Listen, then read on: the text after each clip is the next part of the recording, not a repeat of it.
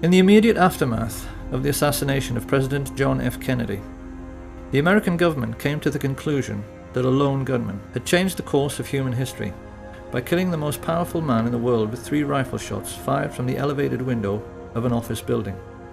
And for half a century, they have stuck rigidly to this fabrication, while critics, scientists, playwrights and poets have produced books and essays and films to prove beyond any shadow of a doubt that this version of our Western history is a physical impossibility. Over and over again, we have been told that this man did it, by himself. He didn't have any help, and he did it because he was a lonely madman and a communist to boot. We are also meant to believe that there is nothing remotely suspicious in his being shot on live television in a basement full of police officers before he had a chance to tell his side of the story. So there is quite clearly no need to investigate further. Of course, every thinking person knows this is absolute nonsense. And being nonsensical, it naturally leads thinking people to ask some very important questions, like, why did the American government come up with such a lame and improbable scenario to account for what had happened? And then why did they stick with it so dogmatically for so many years afterwards? Exactly what and who are they protecting?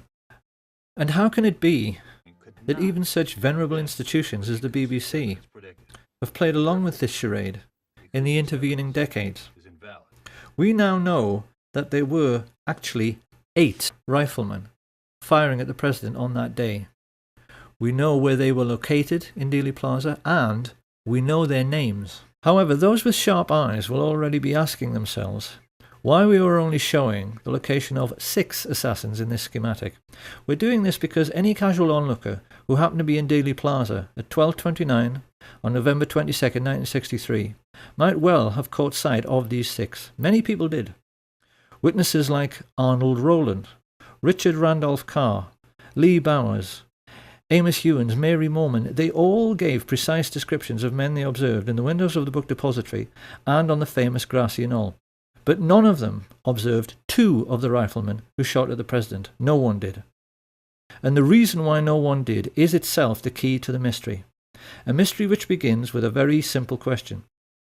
Supposing you wanted to shoot at a man on a barren, empty street without anybody seeing you, where could you possibly hide?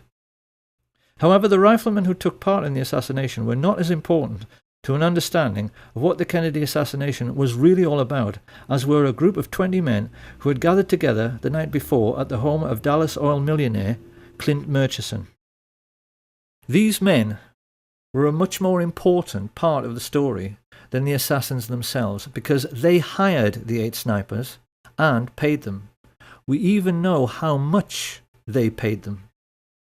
So who were these men? What brought them together to orchestrate such a foul and despicable deed? Why did they, and more importantly those who came after them, cover up the crime with such ruthless brutality for so long afterwards? And how can it be that these men and what they stood for has left an indelible legacy which still influences our daily lives right up to the present day? To answer these questions, we must inevitably step back into history, and most people will not like this very much, because most people have very little interest in history. This, however, is going to be a history lesson, quite unlike anything that anyone has ever heard. It certainly will be nothing like what we are taught in school, and yet it begins with a name which most people have heard, but probably won't be able to place. The name of E. H. Harriman. Who was E. H. Harriman? Dynamite's ready, Butch. Mr. E.H. Harriman himself, he had the confidence of... Open the door or that's it! You think E.H. Harriman would get himself killed for you? Woodcock? I work for Mr. E.H. Harriman on the Union Pacific Railroad, and he entrusted me. I'm sure Americans in particular will be amused to learn that Edward Henry Harriman was actually a real historical figure. This man was one of America's first industrial giants, and like the Rockefellers in oil and the Carnegies in steel, he got his start by borrowing money from the Rothschilds, of whom we'll hear more later, to create a monopoly for his own business, which was railroads. He was the 19th century railroad king. It was a monopoly which wouldn't be allowed today, and it helped in turn to create the Rockefeller oil monopoly. Now, this gave America's first industrial giants colossal power. These were the first people in human history, we mustn't forget, whose businesses were worth more than most countries. People whose fortunes dwarfed anything that the Caesars or the Tudors or the Medici ever dreamed of. So, being greedy, they used this power to engage in price fixing. Naturally, they formed a cartel. Their attitude was that they could charge whatever they liked for steel and oil and transporting goods on the railways. They knew that all American business was dependent on them, and they'd made sure there was no competition. So they could ignore market forces and charge pretty much whatever they liked. Now this naturally caused resentment, and it's very interesting that the press at that time started calling these first Illuminati bankers and industrialists robber barons. Of course, once these fortunes began to be made, others naturally tried to get in on the act. One who succeeded was J.P. Morgan, who became a private banker during this period.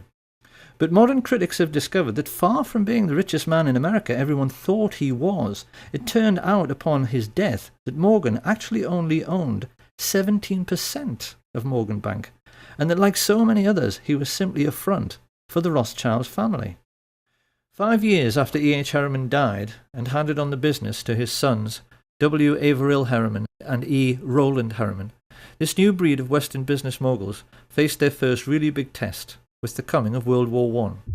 Once again, we must never forget that this was the first time in human history that a truly global conflict had been fought. It was sure to have long-lasting international repercussions, and many observers at the time had their doubts as to whether Western industrial capitalism, which was still in its infancy, could cope with the demands of war production. In the world economic recession which followed, many feared these fledgling industries might vanish altogether as countries struggled with debt and war reparations. But actually, Western capitalism emerged from World War I in a far stronger state than it was in at the beginning. So how could this be? The First World War taught the new class of international bankers and industrialists a very simple lesson. War is good for business. Take, for instance, Remington. We tend to associate their name with typewriters, but actually they made most of the rifles and handguns used during the Great War, and made a colossal fortune in the process. The banks, in their turn, lapped this up because it meant that defence contractors were having no trouble repaying the huge loans they had outstanding, and, best of all, the world's richest nations had had to borrow huge sums from the merchant bankers in the first place to finance the war. The Americans and the British just as much as the Germans. And they would now be repaying these loans to the banks for decades to come at a steep rate of interest. For international merchant bankers, the Rothschilds in particular, the First World War had been a gift from heaven. And people watching this should ask themselves a simple question before passing judgment. Supposing you were in business during that war, and the contract you had with the government to supply the troops with tin hats, or boots, or uniforms, or gunpowder was netting you millions every year in profit. And then one day the war ended, and your money stopped completely. What do you think your attitude to war might be? That war was good for business was not the only lesson the ruling classes learned during this period. The Russian Revolution of 1917 terrified rich people all over the world.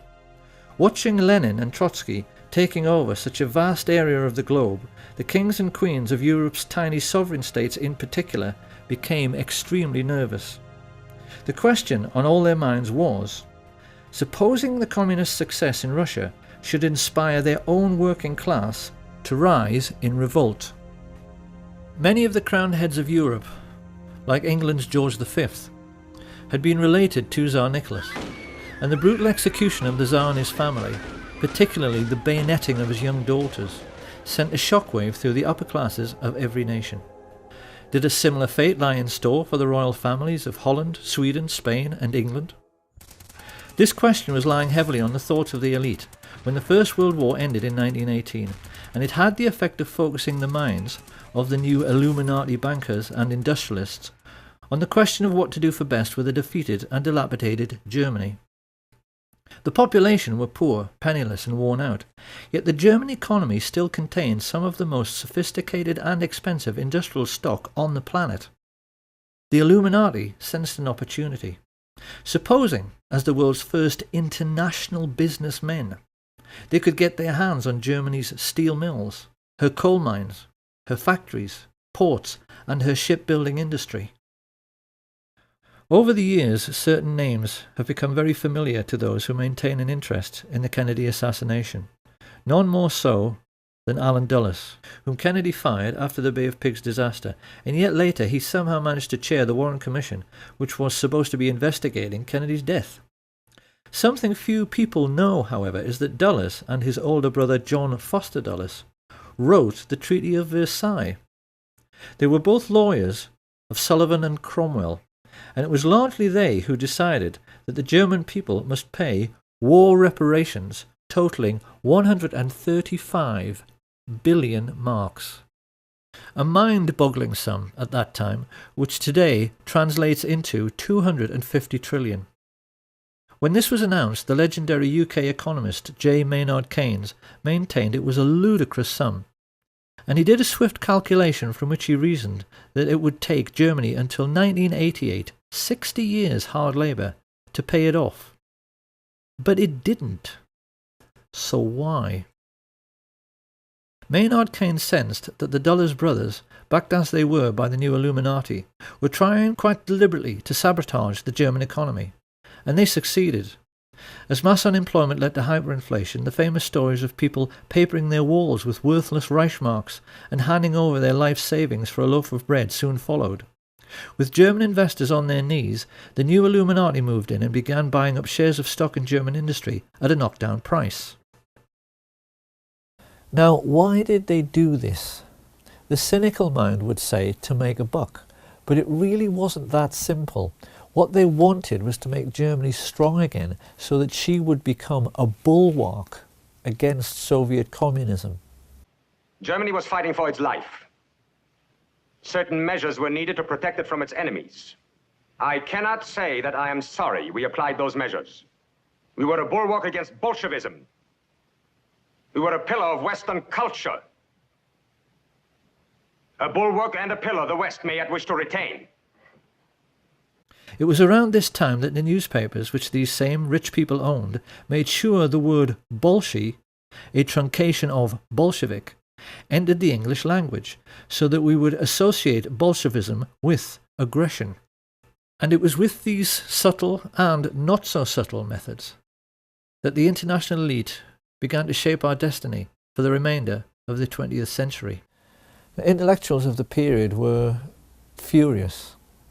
They were incensed, they were depressed, and you get a very good feeling of the political atmosphere of the time from the diaries of the Labour politician Harold Nicolson, when he writes, "We have lost our willpower since our willpower is divided. The people of the governing class think only of their own fortunes, which means hatred of the Reds. Our class interests cut across our national interests, and I go to bed in gloom." With such heavy investment coming into the country, particularly from America and Britain, Germany began to recover very rapidly. And then the new class of international financiers began searching around for a homegrown, authoritarian political movement they could support. What they needed was someone they could count on to be both aggressive and expansionist. Ultra-right-wing causes, which at normal times would have been ignored and marginalised, were suddenly given very careful consideration, until finally the rich elite found a man and an idea which they felt might deliver the political outcome they desired. Adolf Hitler and his fledgling National Socialist Party. At the same time that the world's rich elite began grooming Hitler for his starring role, they also became even more deeply involved in military intelligence. I say even more because the Dulles brothers, Averell Harriman, and the chief of Remington, Samuel Bush, a man referred to as the original Merchant of Death, had a relationship with American military intelligence stretching back into World War I. The lesson here being that the American variant of military intelligence started out with businessmen protecting their investments, just as if they were a mafia. Right from the very beginning, it had nothing to do with national security and everything to do with money. In Hitler, the Illuminati had found a ready-made stooge who could be the face of this autocratic new movement. And when the time came to put together a new secret intelligence service which was going to help protect all the money they had tied up in the German economy, these men also found one was readily available: the Order of the Skull and Bones at Yale University. Discussion of secret societies is something of a minefield because it so easily invites ridicule. It is very difficult for the general public to accept that the super-rich leaders of their Western world can possibly be as mad and deranged as they actually are. The public, generally speaking, are sensible and level-headed people who have to balance their checkbooks, so they inevitably tend to laugh at stories about Satanists and occult believers. But if you talk to any well-informed historians, they are all aware of the important role which various secret societies have played in human history. The Black Hand always played a pivotal role in the history of the Mafia.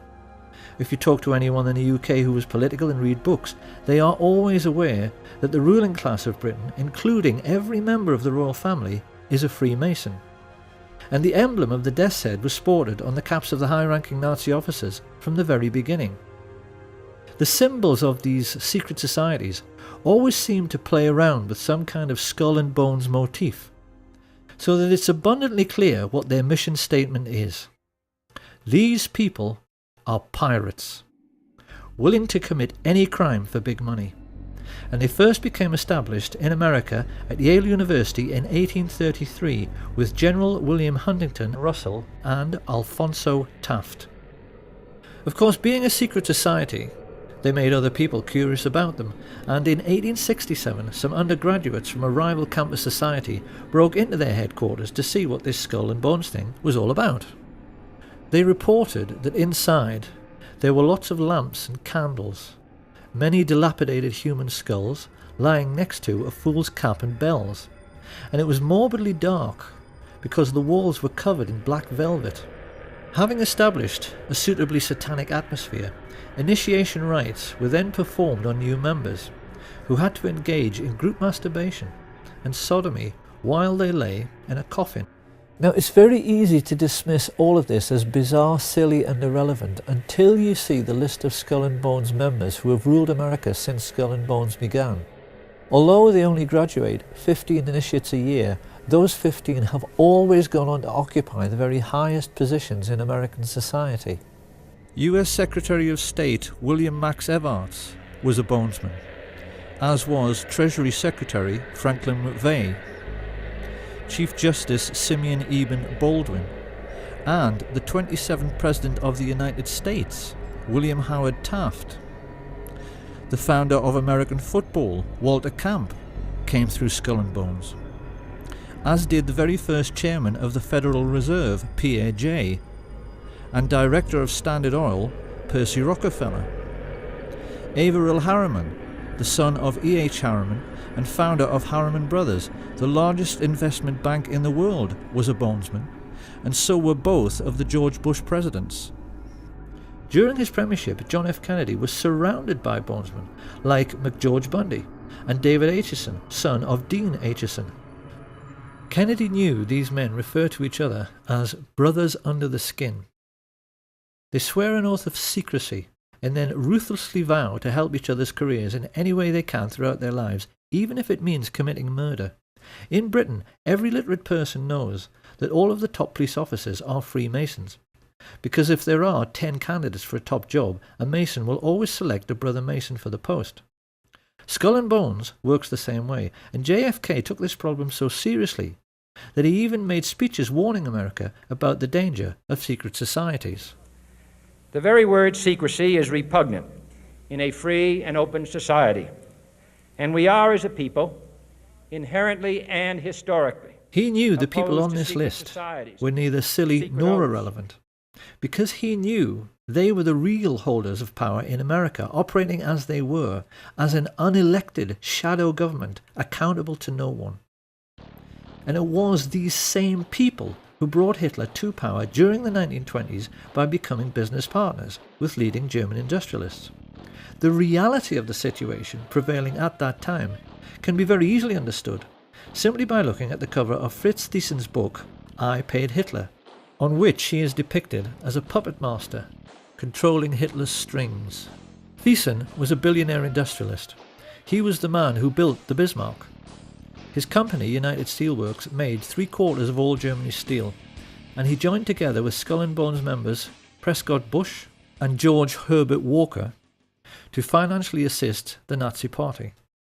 Together they recruited head of the German central bank Hjalmar Schacht to the fascist cause, and then combined with other leading industrialists to sign the letter which convinced Hindenburg to appoint Hitler as Chancellor on the 20th of February 1933.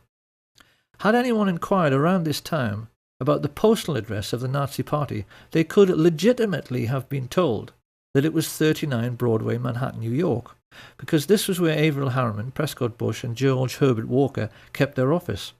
And being no fool, Fritz Thyssen used their banking services to set up secret cash funds funneled through another bank in Rotterdam, the Bank voor Handel en Scheepvaart, to finance the building of the first official Nazi Party headquarters, the Brown House. This was all done with the full cooperation of the Dutch bankers, who orchestrated this entire sinister business with the assistance of the Thyssen family lawyer, Allen Dulles. Of course, the Germans themselves were ecstatic. We've all seen the newsreels from that time in which they are stomping around in their jackboots, acting like a master race, because they had swallowed the propaganda that they were being led to glory by a Superman who had rebuilt the economy and Germany's infrastructure all by himself. This was a lie. Hitler didn't have any money. You can only build autobahns with one thing: capital investment, and that investment came mainly from America. The Nazis were also given a lot of help from the City of London, help which came mainly in the shape of Sir Montague Collett Norman, Governor of the Bank of England. Norman was connected to Bush and Walker through the merger of Harriman's with the Brown brothers, who traded in London as Brown Shipley, hence Brown Brothers Harriman. The people behind this multinational investment bank had a long-standing racial tradition. Few British people at the time were aware that they only enjoyed relatively cheap clothing, because it was all made from slave cotton brought from America on the Brown Brothers ships and sold to British mill owners. Montague Norman was heir to this colossal Brown Brothers fortune. As the de facto head of world banking, he made no secret of his only being interested in the richest 1% of people. And even as the newspapers began to fill with stories of Nazi concentration camps, he still declared himself to be Hitler's most avid supporter. "We must lend Nazi Germany 90 million marks," he declared. "It may never be repaid, but it will be less of a loss than the fall of Nazism." One might have thought Sir Montague's close personal friends, the royal family, would have been outraged by his comments. Nothing could be further from the truth. It is part of the remit of this film to try and make people aware of the tricks the rich play in order to control how we think. George Orwell once said that the ruling class in every age have tried to impose a false view of the world upon their followers.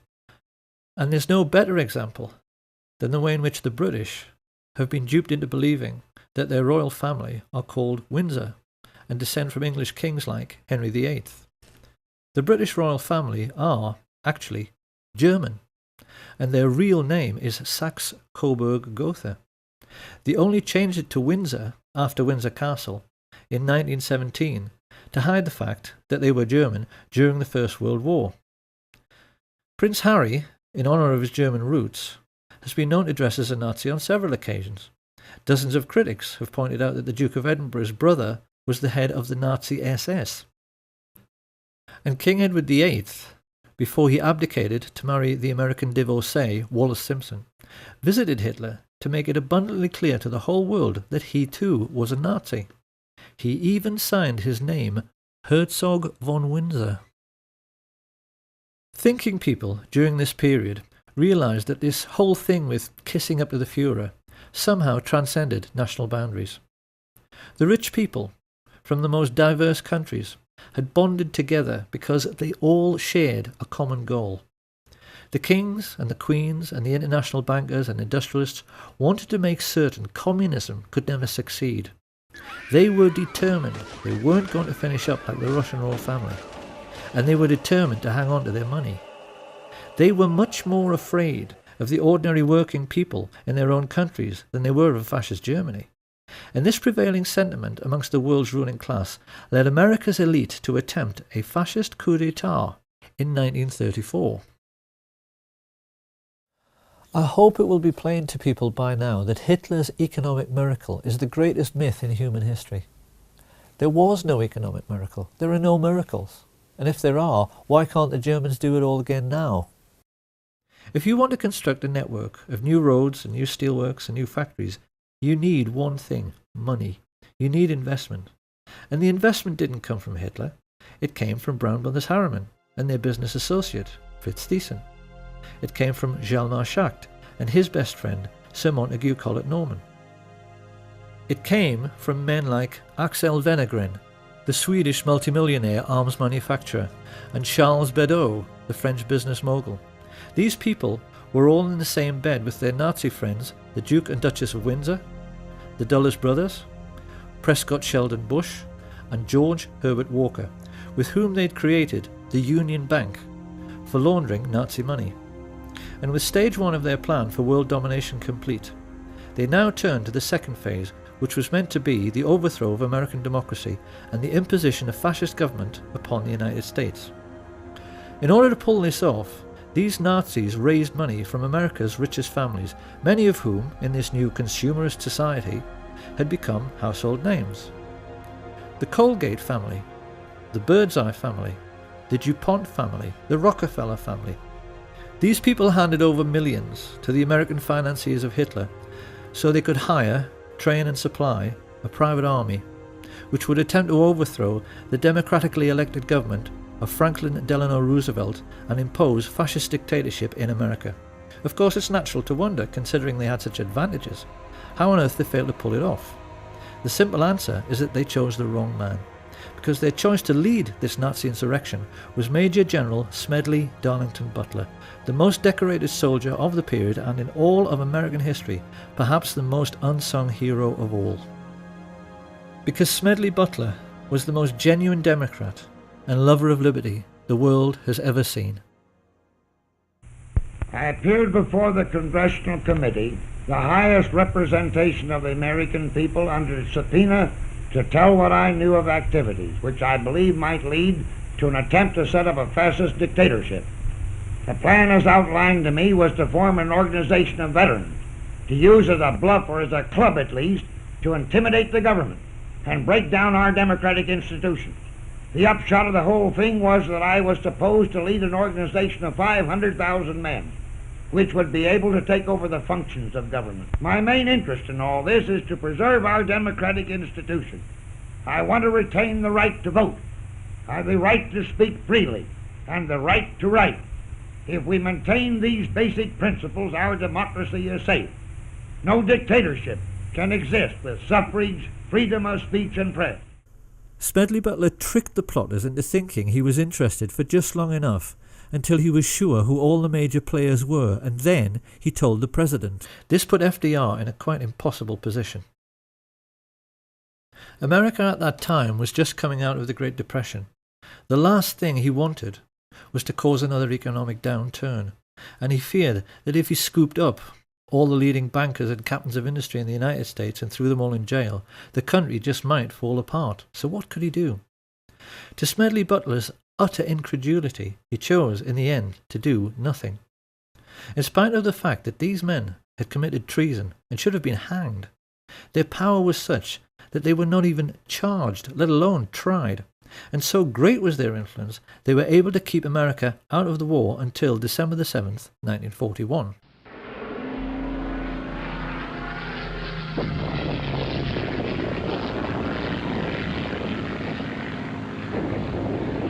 With the Japanese attack on Pearl Harbor, Roosevelt finally realized he had to do something. His response was the Trading with the Enemy Act, which allowed him to seize assets like the Union Bank, through which Bush, Walker and Harriman had been financing Thyssen. Roosevelt didn't realize, however, that it was already a case of too little, too late. Because without his knowledge, American business moguls had been tumbling over one another for 2 years in their efforts to assist and do business with the Hitler regime. Typical of this American spirit of enterprise was Sosthenes Benn, the president of AT&T, who flew immediately to Berlin when war was declared to put in Hitler's phone lines. He gave the Nazis the most high-tech, state-of-the-art telecommunications system in the world at that time, so that Hitler could rule the European mainland with the maximum efficiency. Rich men have been hiring thugs to do their dirty work, especially to frighten people, since human civilization began. What people have to try to appreciate is that Nazism, in reality, was simply the first time in human history that the rich had enough wealth to hire an entire country of thugs to do their dirty work. Some of the most emotive images in world history are those of the Nazi war machine swooping across the Low Countries to begin their occupation of France, and people have always assumed that the trucks used for the miles-long troop convoys must have been German trucks. But if anyone at that time had taken the trouble to lift up the cowling and look at the engine, they would have found these were actually Ford trucks, which had been built with personal permission from Henry Ford, who was sitting in his office 4,000 miles away in Dearborn, Michigan, a service for which he was given the Grand Cross of the Eagle, the highest honor the Nazis ever bestowed on a civilian. Ford sued the U.S. Army, the U.S. government in the 50s because during the war the U.S. Air Force bombed their tank-making facilities in Germany, and this is true. And what was it, like 52 or something? They sued the U.S. government for destroying their factories, and they won. They won the lawsuit. So I had to write a little song for Henry here.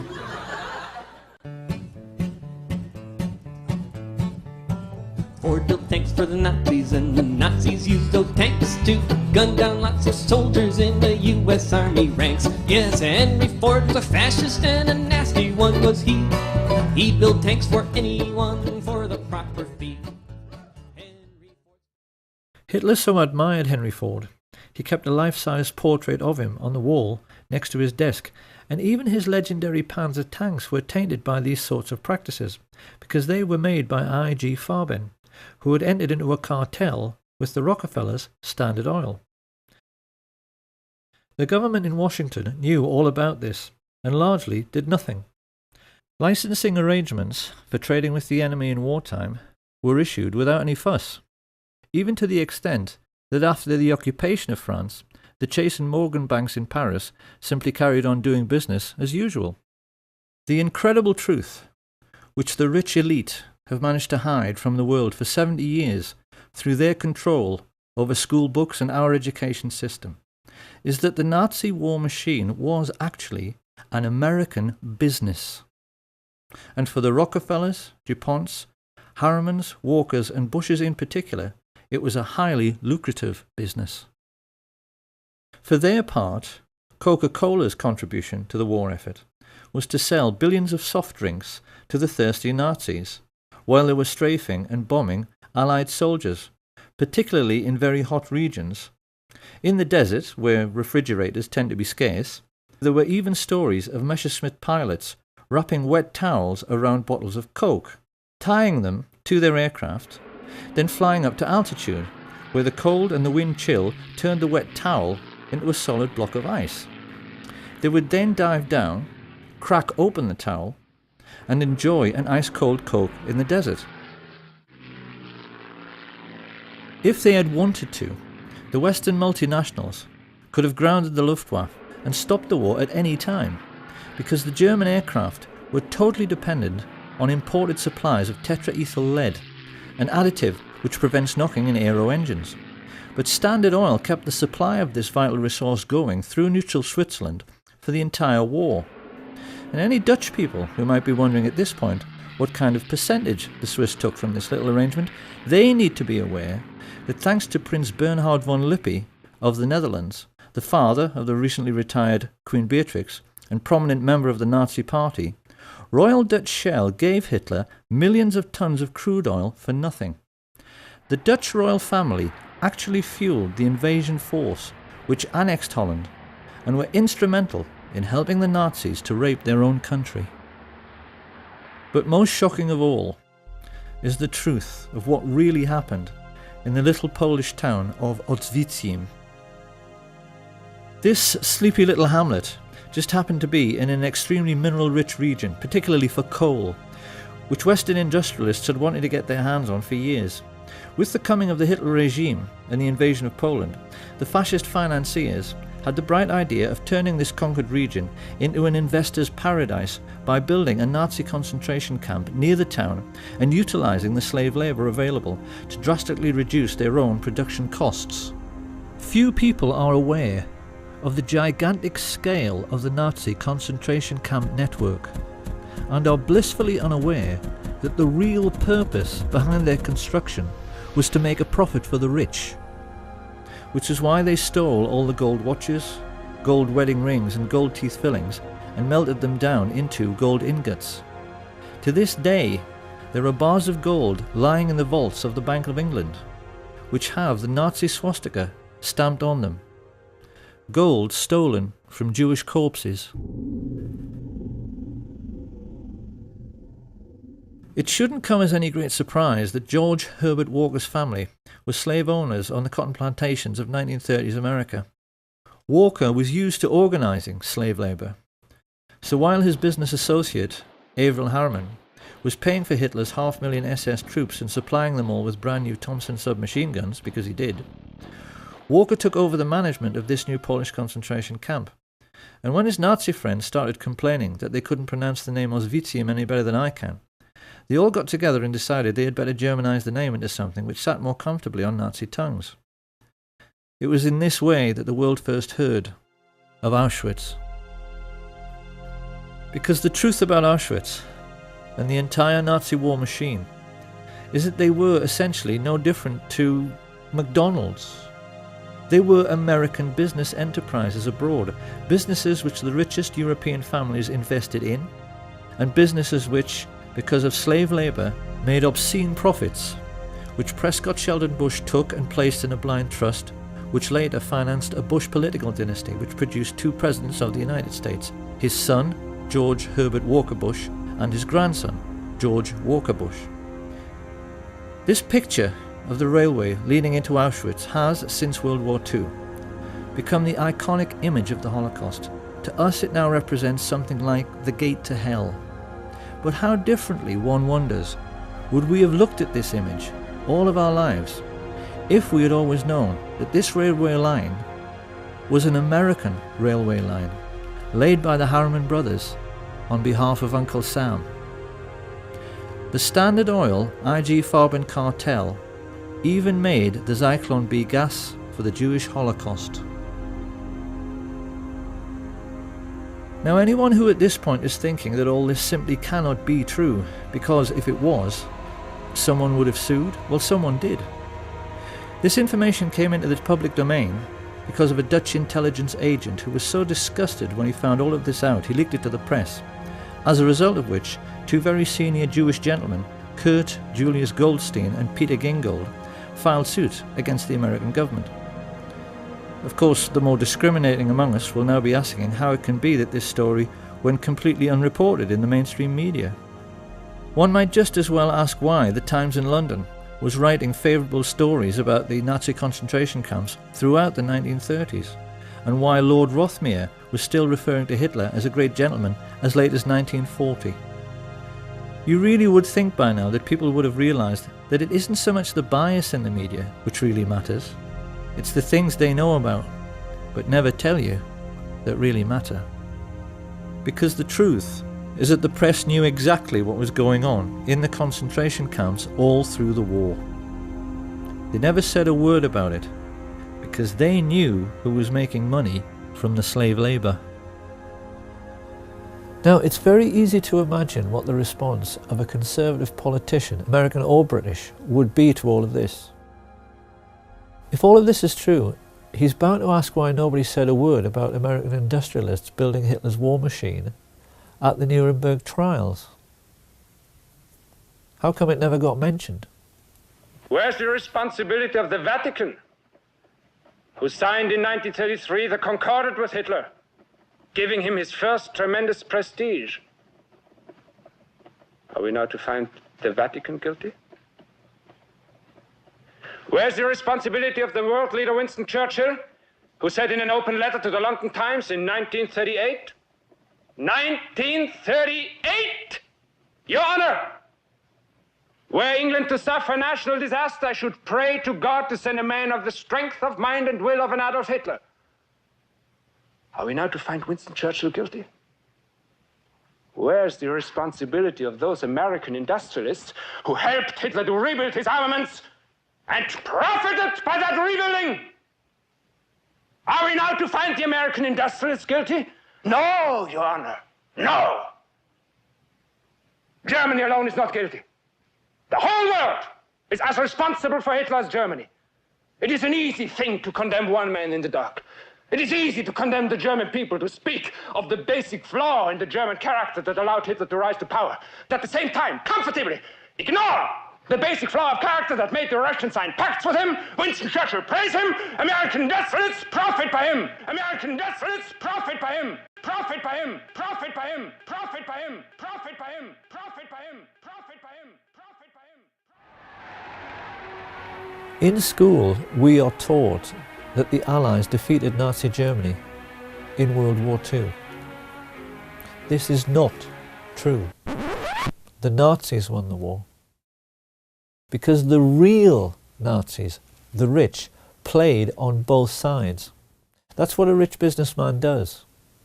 He arranges things so that he is well thought of by both sides, so then whoever wins, he wins, and his money is safe. Now, a lot of people will still think it is simply ludicrous to suggest the Second World War was a phony war. They are bound to say that no one who was there at the time thought it was a phony war. Really? A new baby, 200 gross of buckles, unlimited petrol, and all the whiskey you want. You're sitting pretty, aren't you, Holden? Yes, it is a lovely war. Well, wouldn't you if you were in my place? Wouldn't everybody? Doesn't everybody? The war's a blasted phony anyway. I'm a bit tired of that. Tired of what? This phony war business. Well, isn't it? No, it's not. I've just come out of hospital after 10 days in an open boat off the Faroes, and I'm sick and tired of blokes like you with soft jobs ashore. Come outside. Now, don't be silly. I've lost 2 fingers off that hand, but I'm going to take you outside and knock your block off with my right. Ah, take it easy.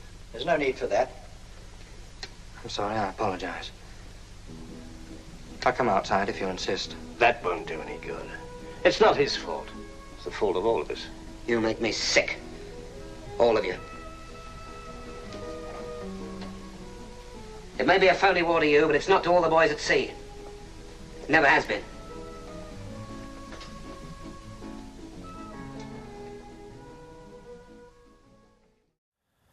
Now, obviously, the British and the Dutch in particular will have a very hard time accepting that their royal family profited from Nazi concentration camp slave labour. But if you go online, there is so much about this on the internet now.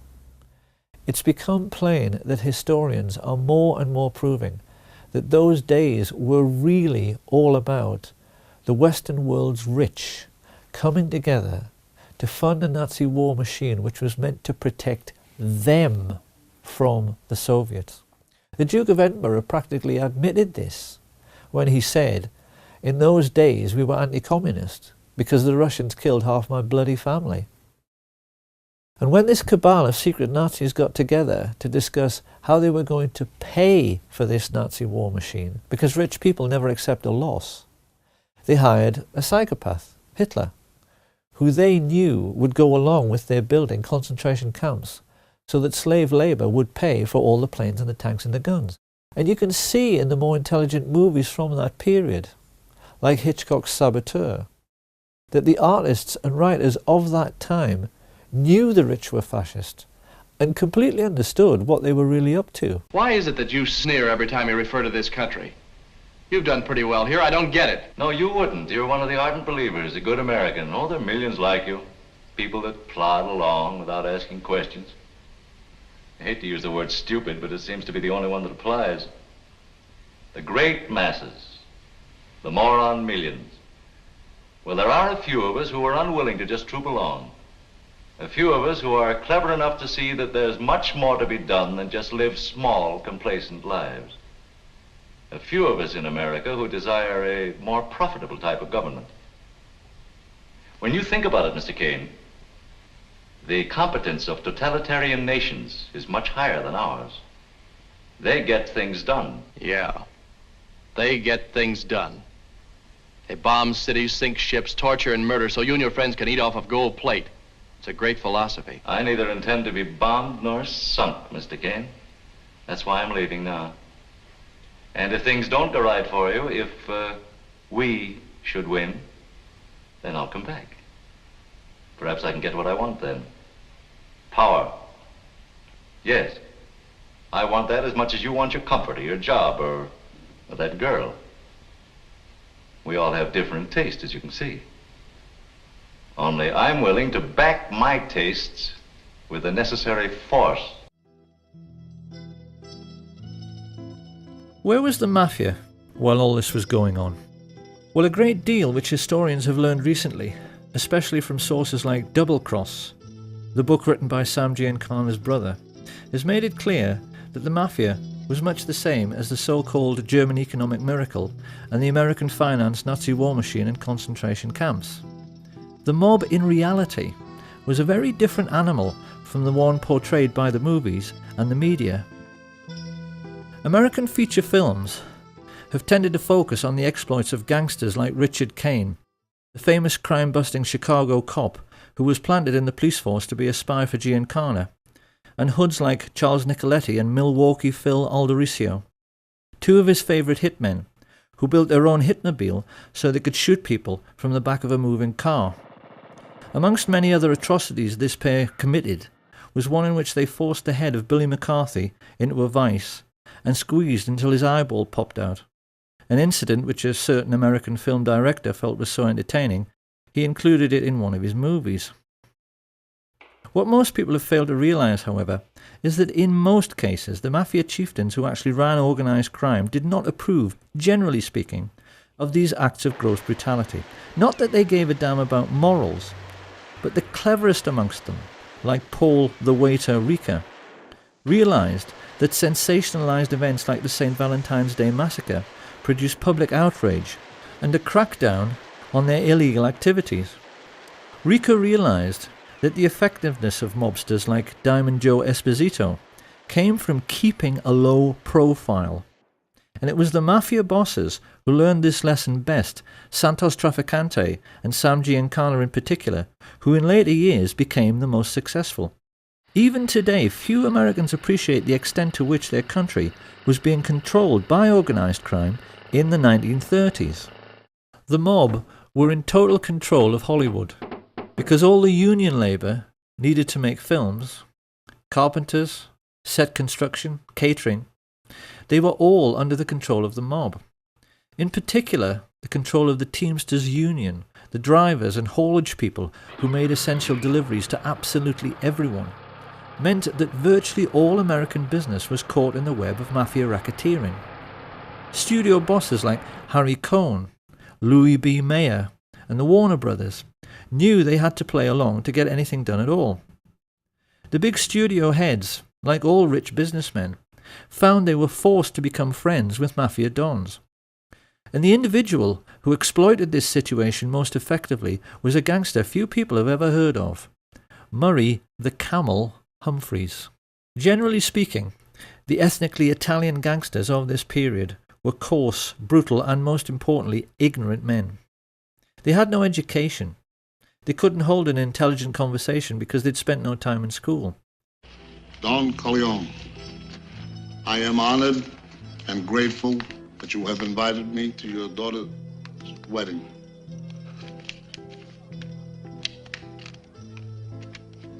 On the day of your daughter's wedding. This made doing business with refined and sophisticated entrepreneurs difficult, not to say embarrassing.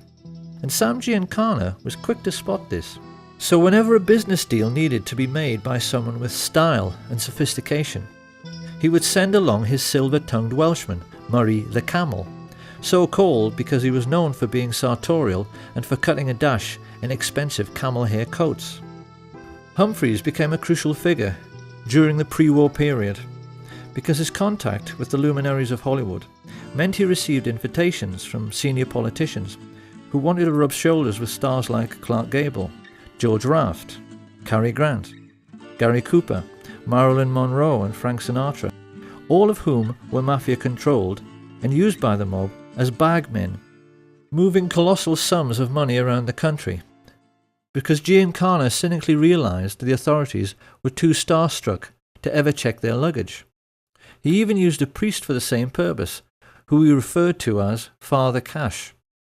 And just as the priest was happy to take his percentage, so the politicians, who Giancana always maintained were the easiest to corrupt, were happy to do the same. In Esposito's time, he had boasted of buying votes for Calvin Coolidge. By the time of World War II, Sam Giancana was boasting to his younger brother, "We own the White House." He was adamant that every state governor, congressman and senior judge in the country was on the take, and the mob's most spectacular success, as they sought control over all the big players, was their corrupting of FBI Director J. Edgar Hoover. It's become fairly widely known in recent years that Hoover was a transvestite homosexual. What is less well known is the elaborate scheme he dreamed up for accepting mafia bribes. What he used to do was to go to the $2 window at the racetrack, where he was photographed many times by the press to give himself a clean, upstanding image. What the pressmen didn't know was that he always took along a crooked emissary who placed huge bets, which ran into the thousands, at another window on races which were fixed by the mob boss Frank Costello. By keeping Hoover supplied with millions in winnings and holding on to compromising photographs of the FBI chief having sex with his lover, Clyde Tolson, which several CIA agents claim they've seen, the mafia had American law enforcement entirely under their control. So the question then is, what do you do with that kind of power? The answer is that when you're the American mafia, you routinely wipe out what they call do-gooders. This is how organized crime has influenced American society for nearly a century. If a decent man becomes a rising star in politics and looks as if he might try to make a better life for ordinary people, they simply kill him as a matter of routine. And in the book they wrote together, Chuck and Sam Giancana Jr. are at pains to point out that a classic early case of this practice was the assassination of Anton Shermack. Shermack was a Democratic politician who had tried to crack down on Al Capone's bootlegging operations. Many felt he would go on to become a great president himself, until he was shot while on stage with FDR by Giuseppe Zangara. After the murder, Zangara claimed it was a political act, and he ought to be entitled to clemency because he simply hated all rich people. But this was actually what he'd simply been told to say by the mob, who were using him as a fall guy. When he went to the electric chair, Sam Giancana turned to his brother and expressed his pleasure at how nice and neat the whole affair had been. And he further explained that choosing a patsy to wipe out a politician who was a do-gooder was something the Italian mafia had been doing forever. It was a practice as old as the Sicilian hills, and he was amazed at how the mafia kept getting away with it, because you really would think people would catch on. This was 1935. You have a decent chief executive murdered in broad daylight, shot by a patsy, who was later killed himself by the authorities. Does this sound familiar?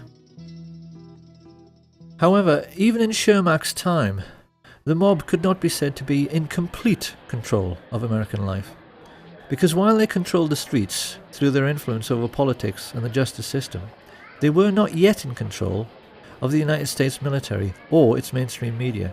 Tragically, this all started to change with a series of events which began with the scuttling of the SS Normandie by a Manhattan-based Nazi agent. This was February the 9th, 1942. And having just joined the war, the United States was trying to keep its allies supplied with vital war material, using convoys which were loaded on the waterfront and sailed almost every day out of New York Harbor. As everyone knows, many fell prey to the wolf packs of German U-boats, and the Normandy had been designed for much greater speed specifically so that she could outrun them. When she fell to sabotage, it was a colossal blow to the Allied war effort, and in response a naval intelligence officer, Anthony Marslow, decided to enlist the help of the New York Mafia because he knew they were in control of all commercial activity on the docks. The subterfuge by foreign intelligence agents ceased, but the price America paid was calamitous, because getting the Mafia's help meant getting permission from the boss of bosses, Lucky Lucanio. It is one of history's great ironies that the United States government went crawling to the Mafia for help at a moment when the mob themselves had just been severely weakened and could have been crushed altogether by an administration with enough political will. The notorious Lucanio had just started a 40-year prison sentence in Great Meadow Penitentiary, and most of his Sicilian gangsters back home were already behind bars, having been caught up in Mussolini's Mafia purge. Being himself Italian, Mussolini knew there was only one way to deal with the Mafia, and when he came to power, he ordered his iron prefect, Cesare More, to simply lock up all the Mafia families in Sicily, which wasn't exactly difficult because everybody knew who they were. Of course, after the Allied invasion of Sicily, Marslow then compounded his error by choosing Sicilian Americans like New York Mayor Charles Paletti and OSS officer Joseph Russo, whose father was born in Corleone, to head AMGOT, the Allied military government, whose job it was to restore community cohesion on the island. And of course, their way of doing this was not only to let all the mafiosi out of jail, they even made known mob bosses like Genco Russo and Don Calogero Vizzini into the heads of local government and gave them full civilian and military power over the island. So this was the accident of history through which the Mafia began its relationship with American military intelligence. It was a catastrophe for Italy, which has been ruled over by organised crime ever since. It was a catastrophe for Sicily, which suffered a brutal murder every 3 days in the post-war period, and it was a catastrophe for America, which saw many once vibrant communities, particularly in New Jersey, have the heart ripped out of them by Mafia extortion and drug dealing. Lucky Lucanio was deported after being released from jail, and having found a kindred spirit in another secret organisation, the newly created Central Intelligence Agency, he was then able to combine the activities of organised crime, particularly international drug running, with smuggling of American-made weapons. This unholy alliance gave the world its first ever pirates who flew aeroplanes. That's what these people became. Pirates with aeroplanes. The CIA became the world's primary import-export of narcotics, and used the colossal profits to fuel wars around the world, thereby enabling their friends in the military-industrial complex to sell yet more weapons. Under the disguise of liberal democracy, these men, who had financed Hitler, became the enemies of liberty and democracy on a planet-wide basis. And as if to underline their Nazi credentials, they also hired all of the former German Nazi intelligence officers, like Reinhard Gehlen, who were out of a job at the end of the war, and brought them into the fold at the beginning of the Cold War, even though they were perfectly well aware that these men had committed genocide and should have been prosecuted as war criminals. Their attitude, quite clearly, was that as they had paid for Nazi Germany, they were entitled to pick over its carcass in any way they chose. This was yet another political catastrophe for the United States, because these were the people who put together the notorious Operation Paperclip, which rounded up all of the Nazi rocket scientists, like Werner von Braun, and put them to work for their new American Nazi owners to give them, for the first time in human history, ICBMs with nuclear warheads. They became the first men ever to have the power to destroy the whole world at the touch of a button, and it was clear to many observers at the time that it all rather went to their heads. I can no longer sit back and allow communist infiltration, communist indoctrination, communist subversion, and the international communist conspiracy to sap and impurify all of our precious bodily fluids. They saw themselves as giants, who were looking down and laughing upon this planet of tiny fools who were stupid enough to go on and on killing each other, while they sold arms to both sides throughout the Second World War. Focke-Wulf aeroplanes, which bombed American soldiers, were manufactured by IT&T. Allied sailors were drowning in a freezing North Atlantic because their convoys were sunk by guns of Nazi battleships, which swiveled on American-made ball bearings. American soldiers were crushed under the wheels of tanks and trucks made by Henry Ford and John Rockefeller, and gassed to death by the same people. Sam Giancana took the trouble to explain how this cynical process worked by composing just one terse, simple sentence, which his brother wrote down for posterity. "People give their lives," he said, "just so a few fat cats can make a killing."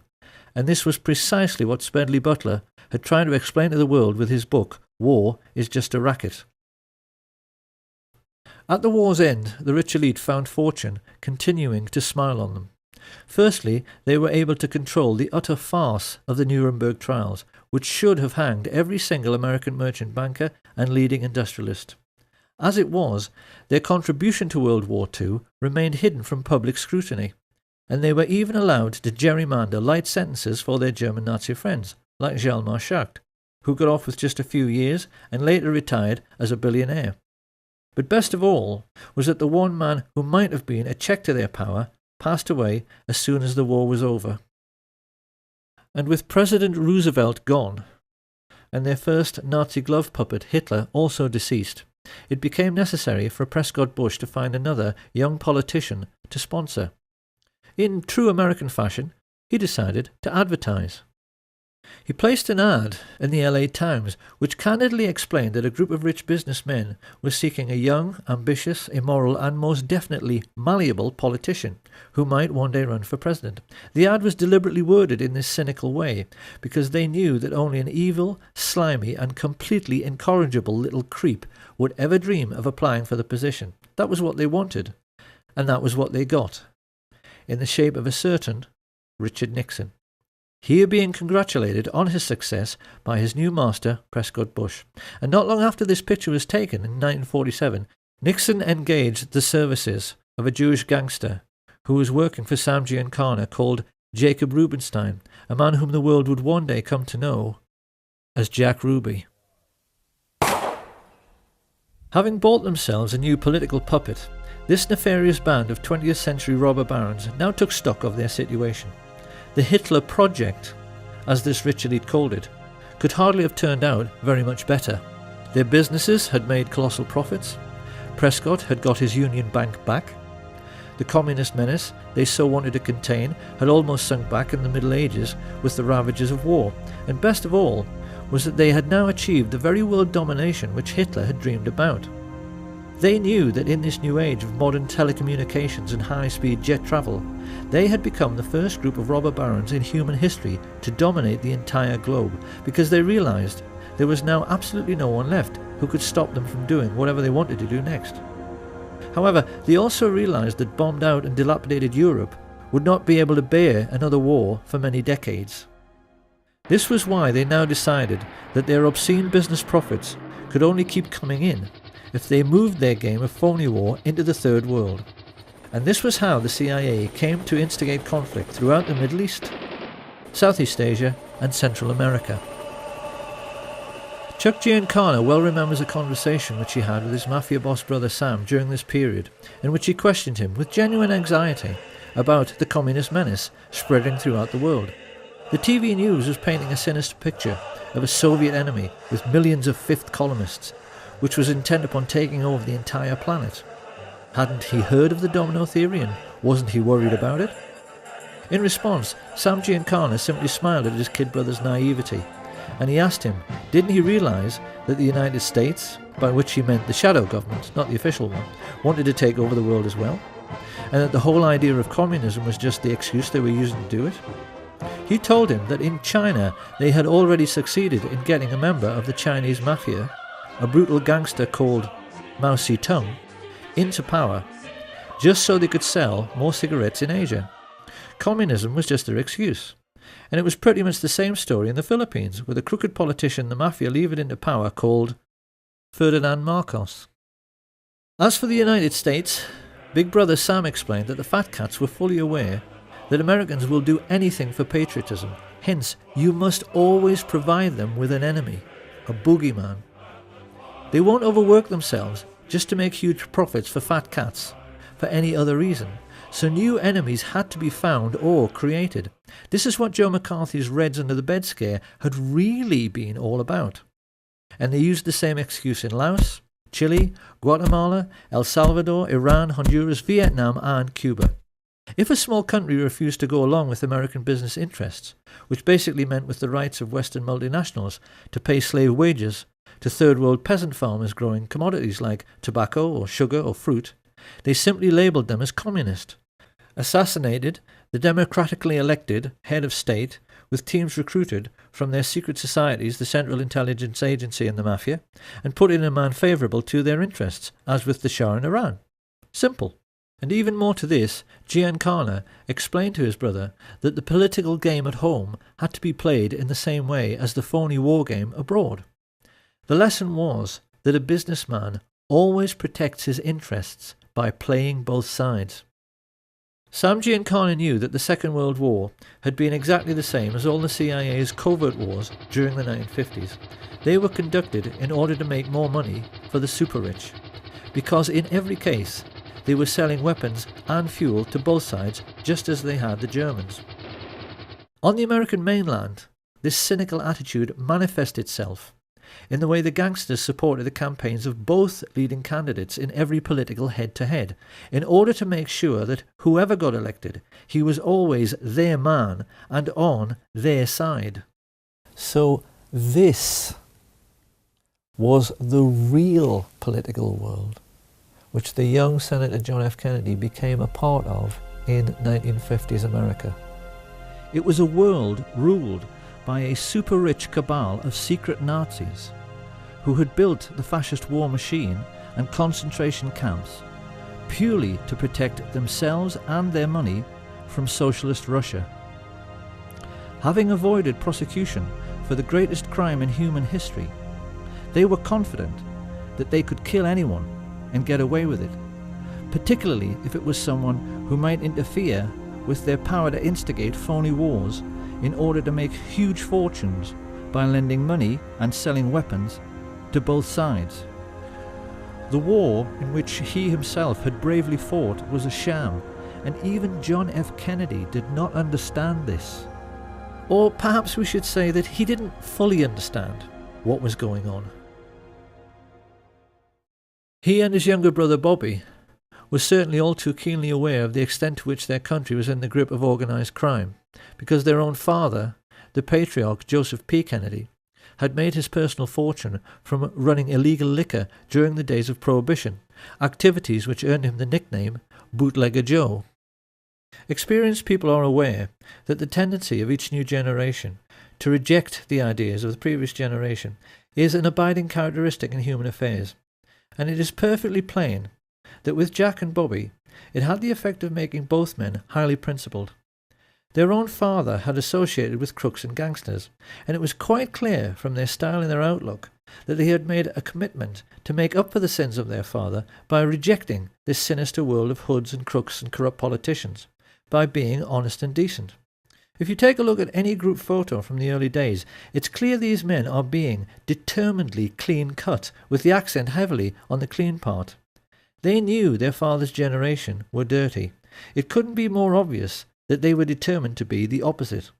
The question was, how were they going to free themselves and their country from the entanglements of the crooked politicians and the psychopathic mafia dons, who together were controlling the whole of American life like some multi-legged fascist octopus? How they were going to pull this off was something they were discussing ad nauseam when, in the late 1950s, they found out their father was in big trouble. A contract had been taken out on Joe Kennedy's life by the Purple Gang, the Jewish mafia of New York, who had accused him of swindling them out of a fortune. Joe Kennedy was really scared, and he turned for help toward the one man in North America who he knew had the power to get the contract called off, Sam Giancana. Giancana had done business with Kennedy for years, so he agreed to help, but he wanted something for it. He was all too aware of Joe's political ambitions for his son and of JFK's outstanding good looks. He wanted assurances that if Jack one day made it to the White House, Joe Kennedy would see to it that the heat the two brothers had been trying to turn up on the mafia would be turned down. And, according to Chuck and Sam Giancana Jr., Joseph P. Kennedy, just to save his own skin, agreed. Will you tell us anything about any of your operations, or you just giggle every time I ask you a question? Decline to answer because I honestly believe my answer might tend to incriminate me. I thought only little girls giggled, Mr. Giancana. In this way, a very confused situation was created, because Sam Giancana, the very kind of mob boss whom the Kennedys had been fighting so hard through the McClellan Committee to put in jail, now thought that they should and would be grateful to him. It was this expectation and this misunderstanding which now led Giancana to try to draw the Kennedys more and more into his dark world, something which he appeared to be succeeding with, in the way that first Peter Lawford and then Frank Sinatra established relationships with both men. Lawford married Kennedy's sister. Everyone is voting for Jack. Sinatra was putting together campaigning jingles, and it must have seemed to many insiders at the time that when Sam Giancana went around boasting that, as usual, he had everything under control, and that when Jack got to the White House it was going to be a dream ticket for the mafia, that it must all be true. His boys appeared to be partying together. And those who were in the know were aware that JFK had at least some sort of relationship with Judith Campbell Exner, Sam Giancana's girlfriend. What we haven't known until now is that JFK was hoodwinking Giancana all along. The role that Judy Campbell played was mostly that of a go-between. What Kennedy was doing through her was giving Giancana FBI reports on mob bosses to make him think that law enforcement were not all that well informed about the mafia scams and their movements, nor even terribly interested. What Giancana did not know was that the FBI reports he was receiving were carefully selected and most definitely incomplete. Kennedy was not helping Giancana. He was not keeping him in the picture. What he was doing was pulling the wool over his eyes. For the first time in his life, Sam Giancana was perplexed, and he became more confused when there was a sudden freezing over of relations. JFK abruptly ended his relationship with Sinatra, and Judy Campbell suddenly found the White House were refusing her calls. Even more to this, Giancana's limitations were shown up in the way he completely failed to comprehend that Kennedy truly was decent and honest. He apparently had many conversations with Murray the Camel Humphreys around this time, in which both were reassuring each other that Kennedy's white knight lifestyle was just a political game to make him look good. Quite clearly, this cynical outlook was the product of living in their dark and corrupt world. They had never known an honest and decent man, because in the mafia there's no such thing. There is no record of what was said during the 3 meetings which JFK had with Giancana and his father at the Fontainebleau Hotel just prior to the 1960 general election. But it does now seem that in this most titanic battle of wits between the craftiest criminal in America and the most brilliant politician the world had ever seen, Kennedy had won. He had played the mafia at their own game, and played it better. Why did John F. Kennedy do this? Because he must have known just what a dangerous game he was playing. There certainly appears to be no doubt, now that we ourselves are aware of the all-pervading influence of organised crime in America at that time, that this brave and decent and honest man had realised that he could never get rid of the mafia and their dirty fascist friends in politics, industry and banking without first enlisting their help. He had to trick them. And with this new understanding, we can now see, for the first time, with the correct perspective, the motives, characters, intrigues and diverse political interests which were gathering against President Kennedy when he took the oath of office. Organised crime were fearful of JFK before he ascended to power, because the shrewdest amongst them were getting a sense that he had outfoxed and outmanoeuvred the all-powerful mafia bosses. But the big mistake researchers have made in the past has been to not understand that every American oligarch, the big oil men, the captains of industry, the merchant bankers, the intelligence chiefs, were all crooks and gangsters as well. The biggest crook in the land was the head of law enforcement, J. Edgar Hoover. This is what historians have failed to understand until now. When JFK appointed his 32-year-old kid brother to the post of Attorney General, these people collectively froze. It now fully hit home that JFK really was honest and decent. It hit home that he wanted to make his country as honest and decent as he was, and that he actually believed that with the help of his energetic and determined crime-busting brother that he could do it. His attitude, of course, stood in marked contrast to the man whom Kennedy was saddled with as his running mate. Anyone who has any doubts about the moral rectitude of the average American politician of that time has only to look at the career of Lyndon Baines Johnson to see that, generally speaking, they were worse than the Mafia itself. From his involvement with the Box 13 scandal and through all of his dealings with his crooked Texan business associate Billy Solestes, LBJ proved again and again that he was every bit as unscrupulous as any mob boss and willing to do absolutely anything for power. This was a man who'd had his own sister, Josepha, murdered by his personal hitman, a highly intelligent and psychopathic killer named Malcolm Wallace, who later shot dead the golf professional John Douglas Kinzer. When this case came to court, it revealed to the American public how totally corrupt the justice system had become, because LBJ was able to get Wallace off with a 5-year suspended sentence. Found guilty of murder one, he walked free that very day. This was the sort of corruption which was running rife through the American political system when Fidel Castro overthrew the right-wing government of Fulgencio Batista in 1959. Few people are aware that by this advanced stage in their relationship, the CIA and the Mafia were together employing the Giancana tactic of supporting both sides in a war. For many years beforehand, they had been supporting Castro, and not just the Batista regime, as many think, by smuggling in both arms and mercenaries to aid the peasant farmers.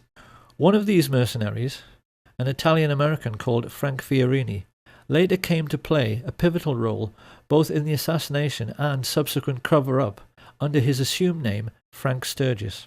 Sturgis and Castro were photographed together many times during the Cuban Revolution. But after Castro enlisted the help of the Russian Soviets, Sturgis turned against him.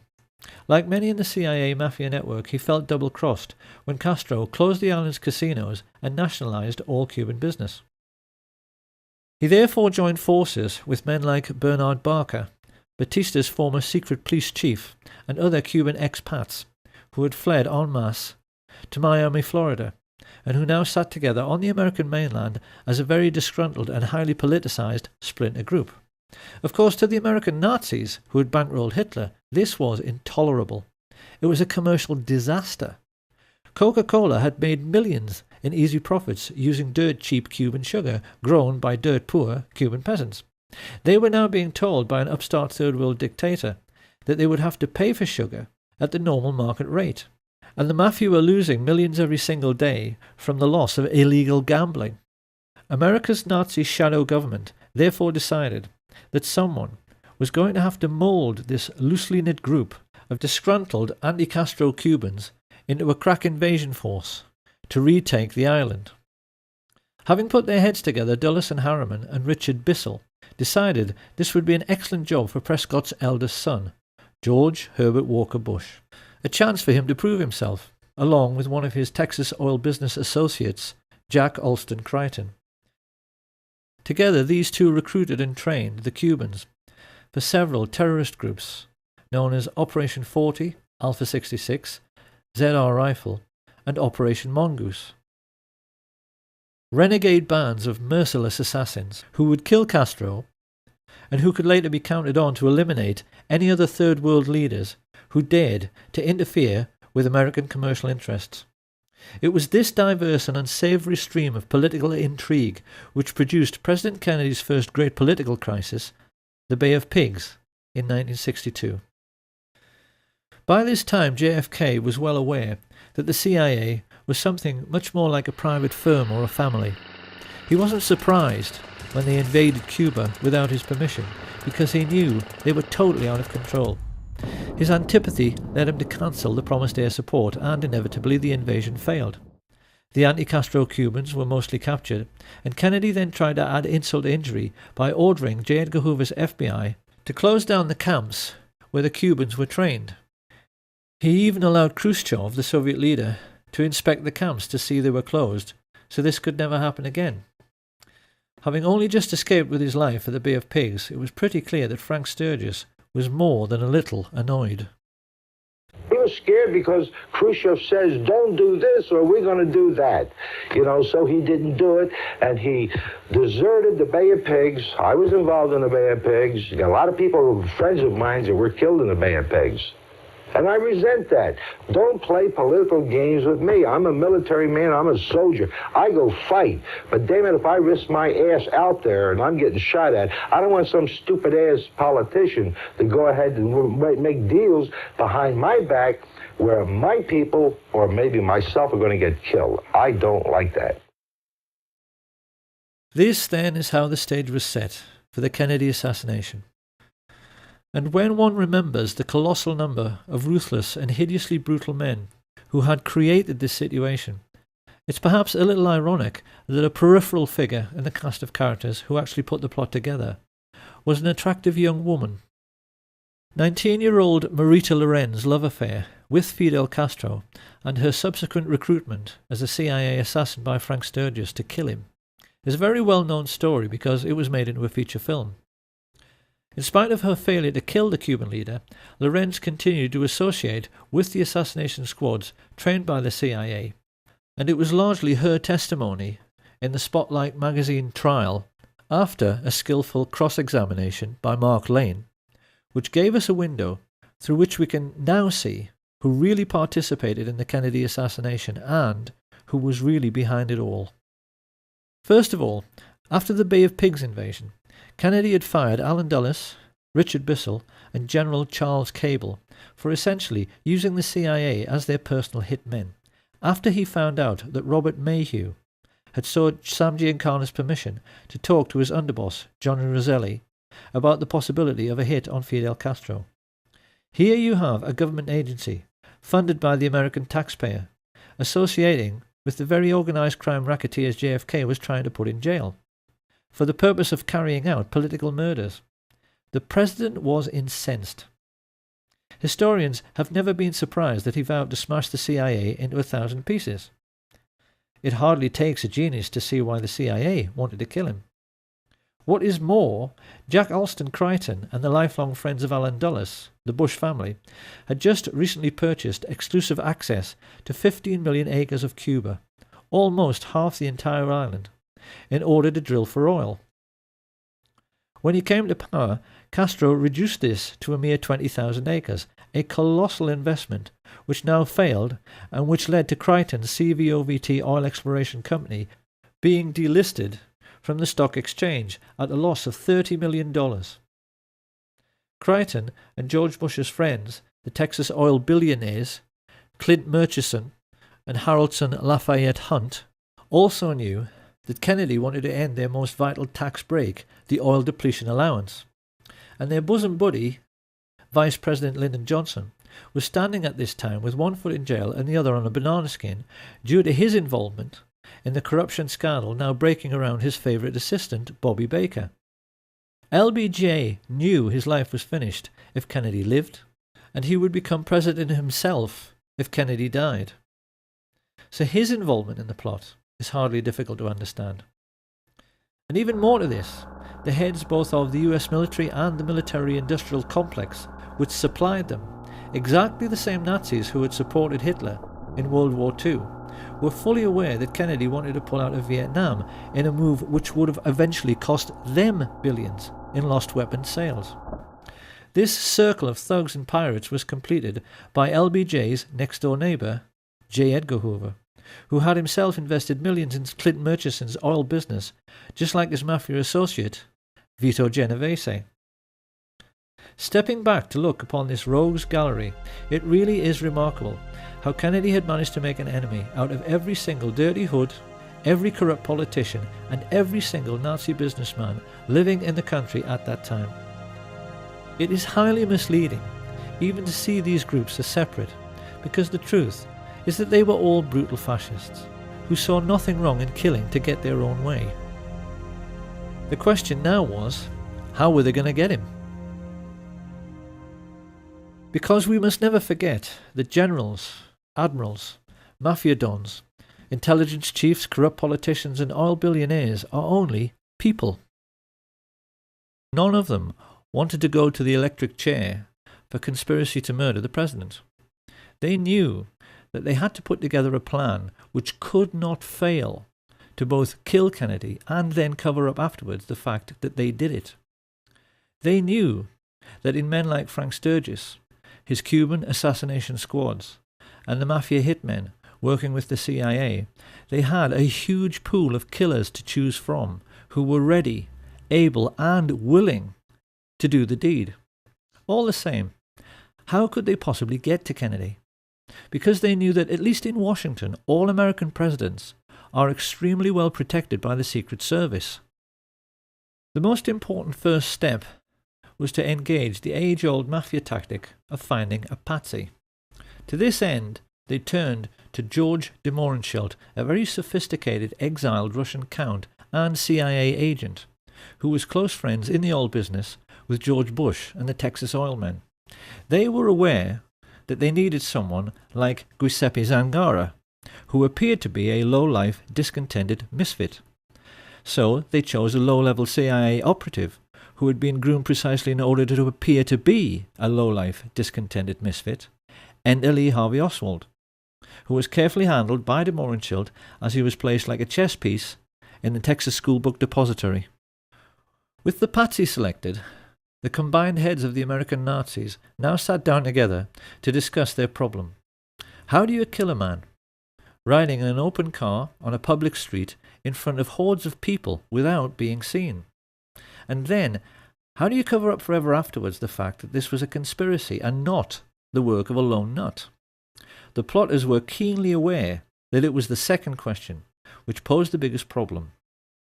The professional military men like Colonel Ed Lansdale and Admiral George Berkeley, Kennedy's personal physician, were well aware that there are any number of ways to hide or disguise a sniper: behind trees, inside other vehicles, behind windows in office buildings. But this was a plot which had to have an absolute guarantee of success.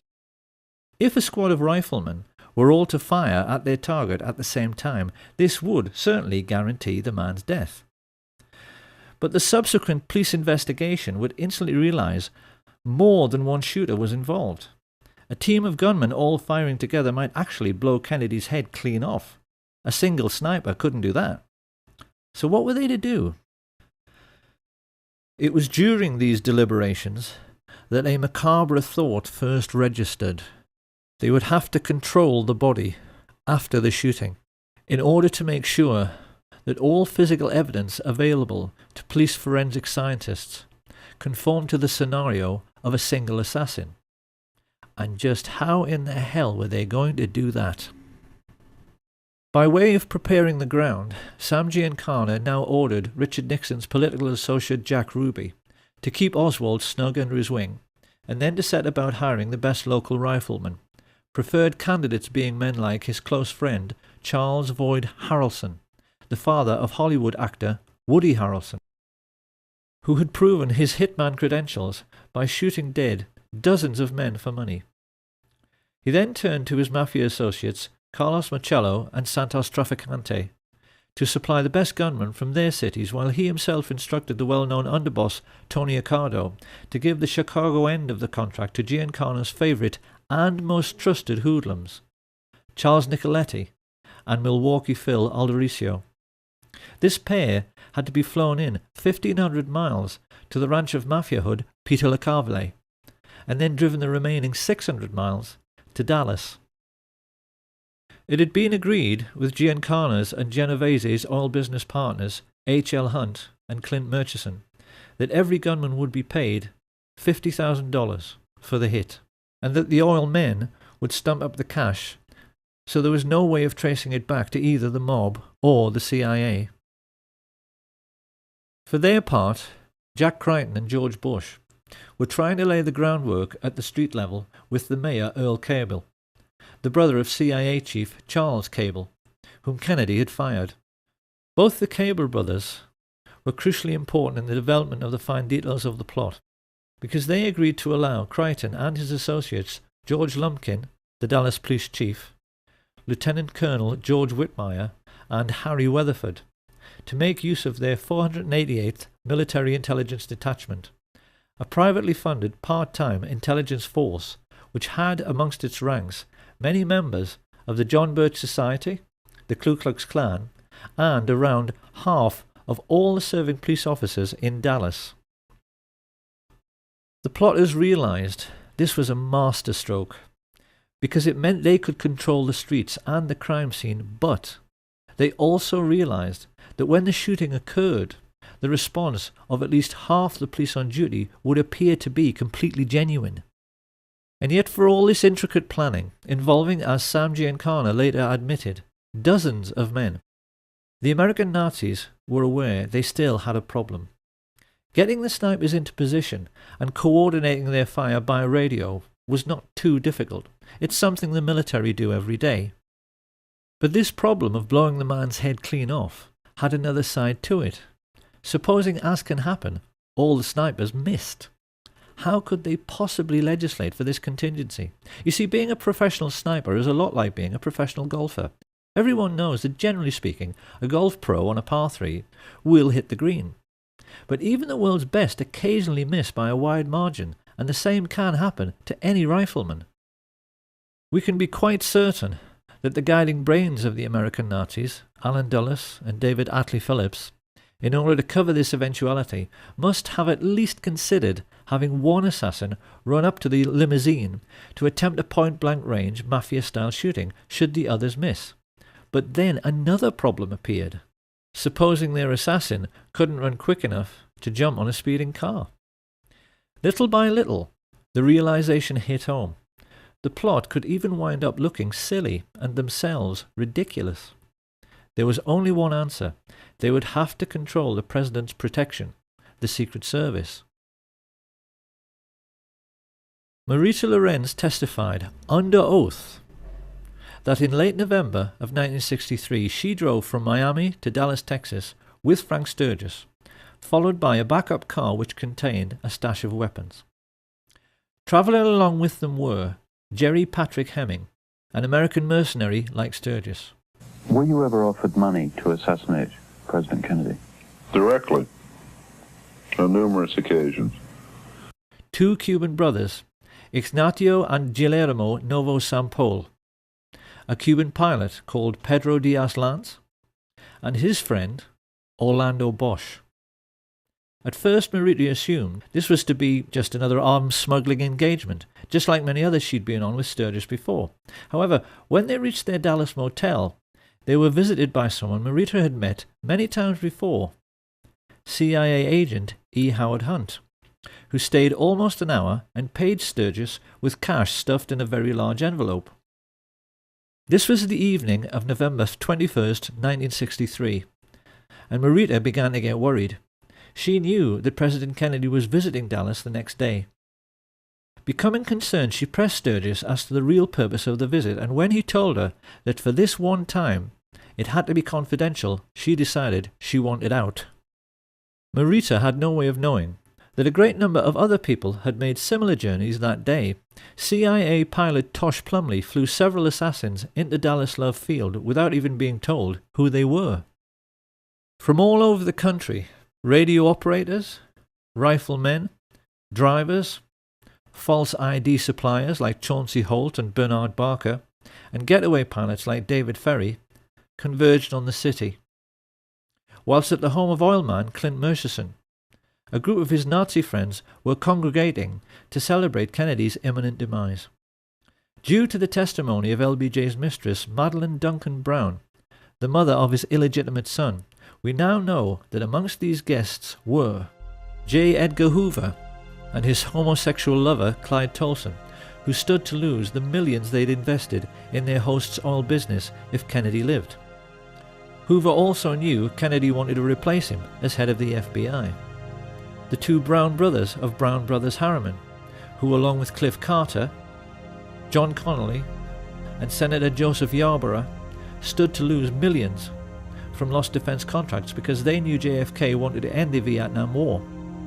Also present were Joseph Sevilla, head of the Mafia in Dallas, and the mayor of Dallas, Earl Cable, the CIA men who knew the president was serious about smashing the Central Intelligence Agency because he'd already fired Cable's brother Charles. Having a drink with them was Chase Manhattan Bank chief John McCloy, a confirmed Nazi who had shared a box with Hitler at the 1936 Berlin Olympic Games, and Mafia chieftain Carlos Marcello, who felt nicely at home rubbing shoulders with Sam Giancana's representatives Jack Ruby, Richard Nixon, and Haroldson Lafayette Hunt. The media were represented by Eamon G. Carter, and the only one who might have felt a little out of place as he awaited his boss was the world-class marksman and serial killer Malcolm Wallace. Late in the evening, Lyndon Baines Johnson finally turned up and briefly went into the party. When he came out to greet Madeleine Brown, she said he was euphoric. Let's go back to the night before. When Johnson came out of the meeting, what did he say to you? He was so angry. He had a violent temper when he was upset. Well, let's use the exact words that he said to you. What did he say to you? He grabbed me by the arm, and he had this deep voice, and he said, "After tomorrow, those SOBs will never embarrass me again. That's no threat. That's a promise." Johnson had clearly been told by the people in that room that everything was ready. The next morning, the president landed at Love Field and was led to his car by Governor John Connolly. As he is driven away, it is immediately apparent that something is wrong. As Secret Service agent Henry J. Rickber tries to take up his proper position on the president's limousine, holding on to these handles provided for the purpose, and is ordered to stand down by Emory Roberts. Let's just look at Rickber's reaction again. He is quite clearly disgusted. Why aren't they letting him do his job? And as the car glides into Dallas, we can now see how the removal of his Secret Service protection has opened the president up to a field of fire from almost any direction. It's plain from these pictures that as the motorcade moved on into Dallas, the Secret Service, meant to protect the president, remained crowded together on the vehicle behind. While travelling in the pilot car some 400 yards ahead, 3 men are smiling as they see everything is going to plan. Crichton, Lumpkin, and Whitmire have used their influence to remove the military protection which should have been amongst the crowd. And whilst the people lining the parade route are 10 deep in places, Lumpkin has seen to it that the police have let almost no one into the would-be crime scene. Pausing at the corner of Houston and Elm, Lumpkin is seen exchanging reassurances with one of his men. Yes, he tells him, the hit is on. Glancing discreetly upwards, he sees Weatherford and the best Cuban sniper, Eladio del Valle, preparing to fire. The signal is passed to the other snipers to get into position. Having been let into the Daltex building by oil baron Haroldson Hunt, Eugene Hale Brading unlocks the second-floor broom closet. A client of New Orleans lawyer G. Ray Gill, who also represents mafia boss Carlos Marcello, Brading has a getaway pilot waiting, whom Gill employs as a private detective, David Ferry.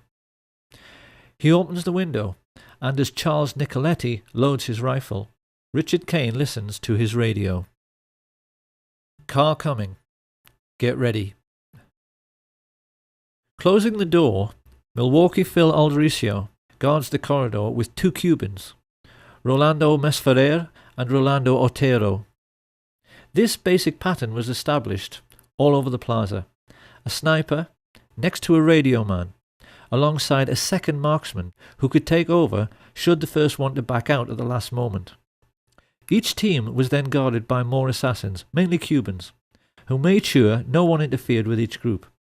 It all sounds quite professional, and the truth is, it was.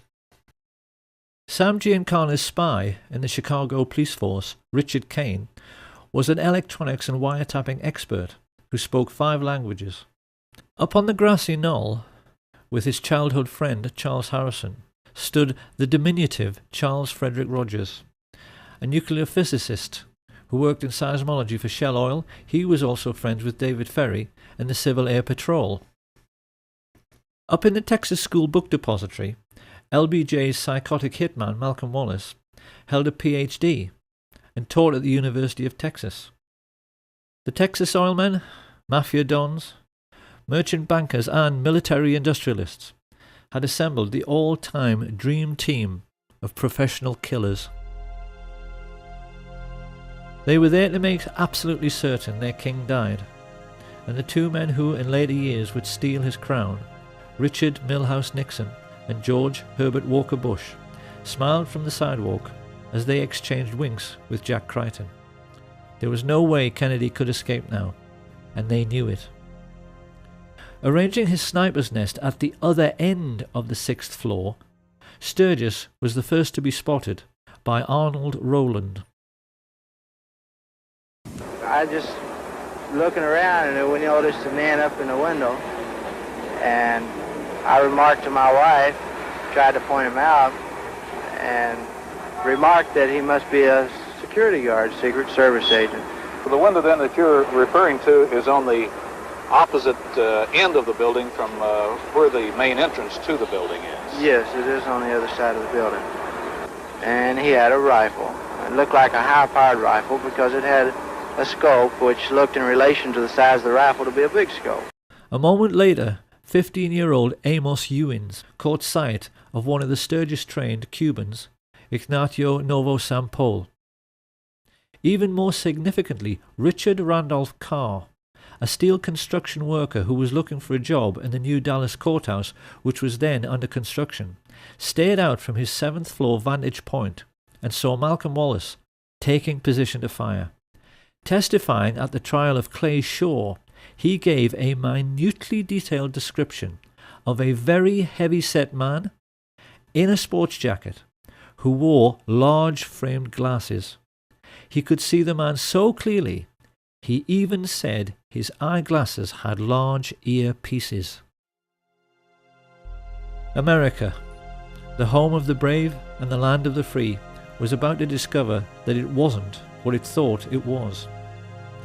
As the president's car made the turn onto Houston, government agents who had sworn an oath to uphold their country's democratic principles waited alongside mafia killers to murder their own commander-in-chief. One of the men they were working for, Sam Giancana, said this proved that in reality there was no such thing as white hats and black hats. That notion, he said, was just a sham for saps to cling to. The one thing I recognized was there are no black hats and there are no white hats. They all conduct themselves the exact same. And very good evidence of that is that the CIA would hire two so-called mafia men, Sam Giancana and John Roselli, to assassinate Fidel Castro. If there's such a difference, you're not supposed to have anything to do with each other. But in essence, the remark is really they're all in bed together. They all do business together. It was now that Abraham Zapruder pressed the trigger on his 8mm cine camera. Ever since that moment, the world has accepted that what he recorded was the definitive account of what really happened. What people must appreciate is that what they have just seen is not at all what really happened. Had you actually been there on the day, this is what you would have seen.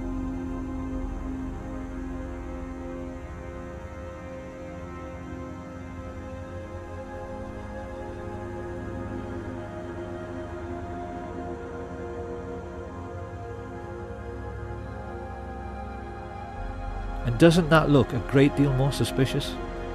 So just exactly what did happen during the 10 seconds Zapruder was filming. To begin with, Dulles, Lansdale and Atlee Phillips had tried to get over the problem of volley fire, blowing the president's head clean off by firing in 4 stages. Stage 1 was meant to be a single shot by Charles Nicoletti into the back of Kennedy's head from the Daltex building some 40 yards behind. Had he succeeded, the plotters would have had the single assassin with one bullet story they wanted. But in his excitement, the Mafia assassin squeezed the trigger too soon. His bullet ricocheted off the hard chrome sill of the limo's back seat and struck the curb beneath the overpass, sending up a sharp piece of concrete which scratched James Taig's face. Watch again. We clearly see how this little girl stops running and her gaze looks directly at where the shot originated and not up at the 6th floor of the depository. It was now that Umbrella Man took over. Standing right at the curbside, it was his job, should the first shot miss, to give a clear visual signal. Target is not injured. The intelligence chiefs knew that if this situation occurred, Kennedy would now be moving rapidly away from the first sniper. They knew the only way to make sure of getting him was to fusillade the car.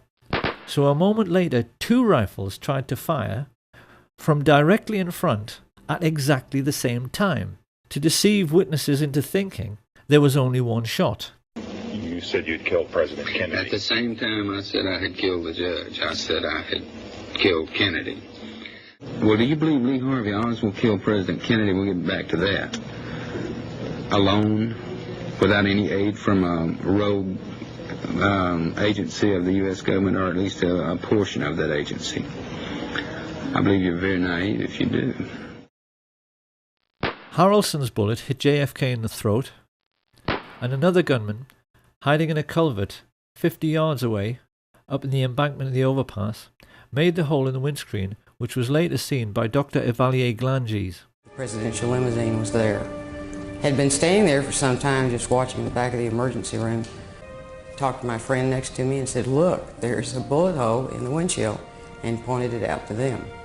But it was very clear it was a through and through bullet hole through the windshield of the car from the front to the back. As Kennedy emerges from behind the road sign, his distress is clear, while Governor Connolly remains composed.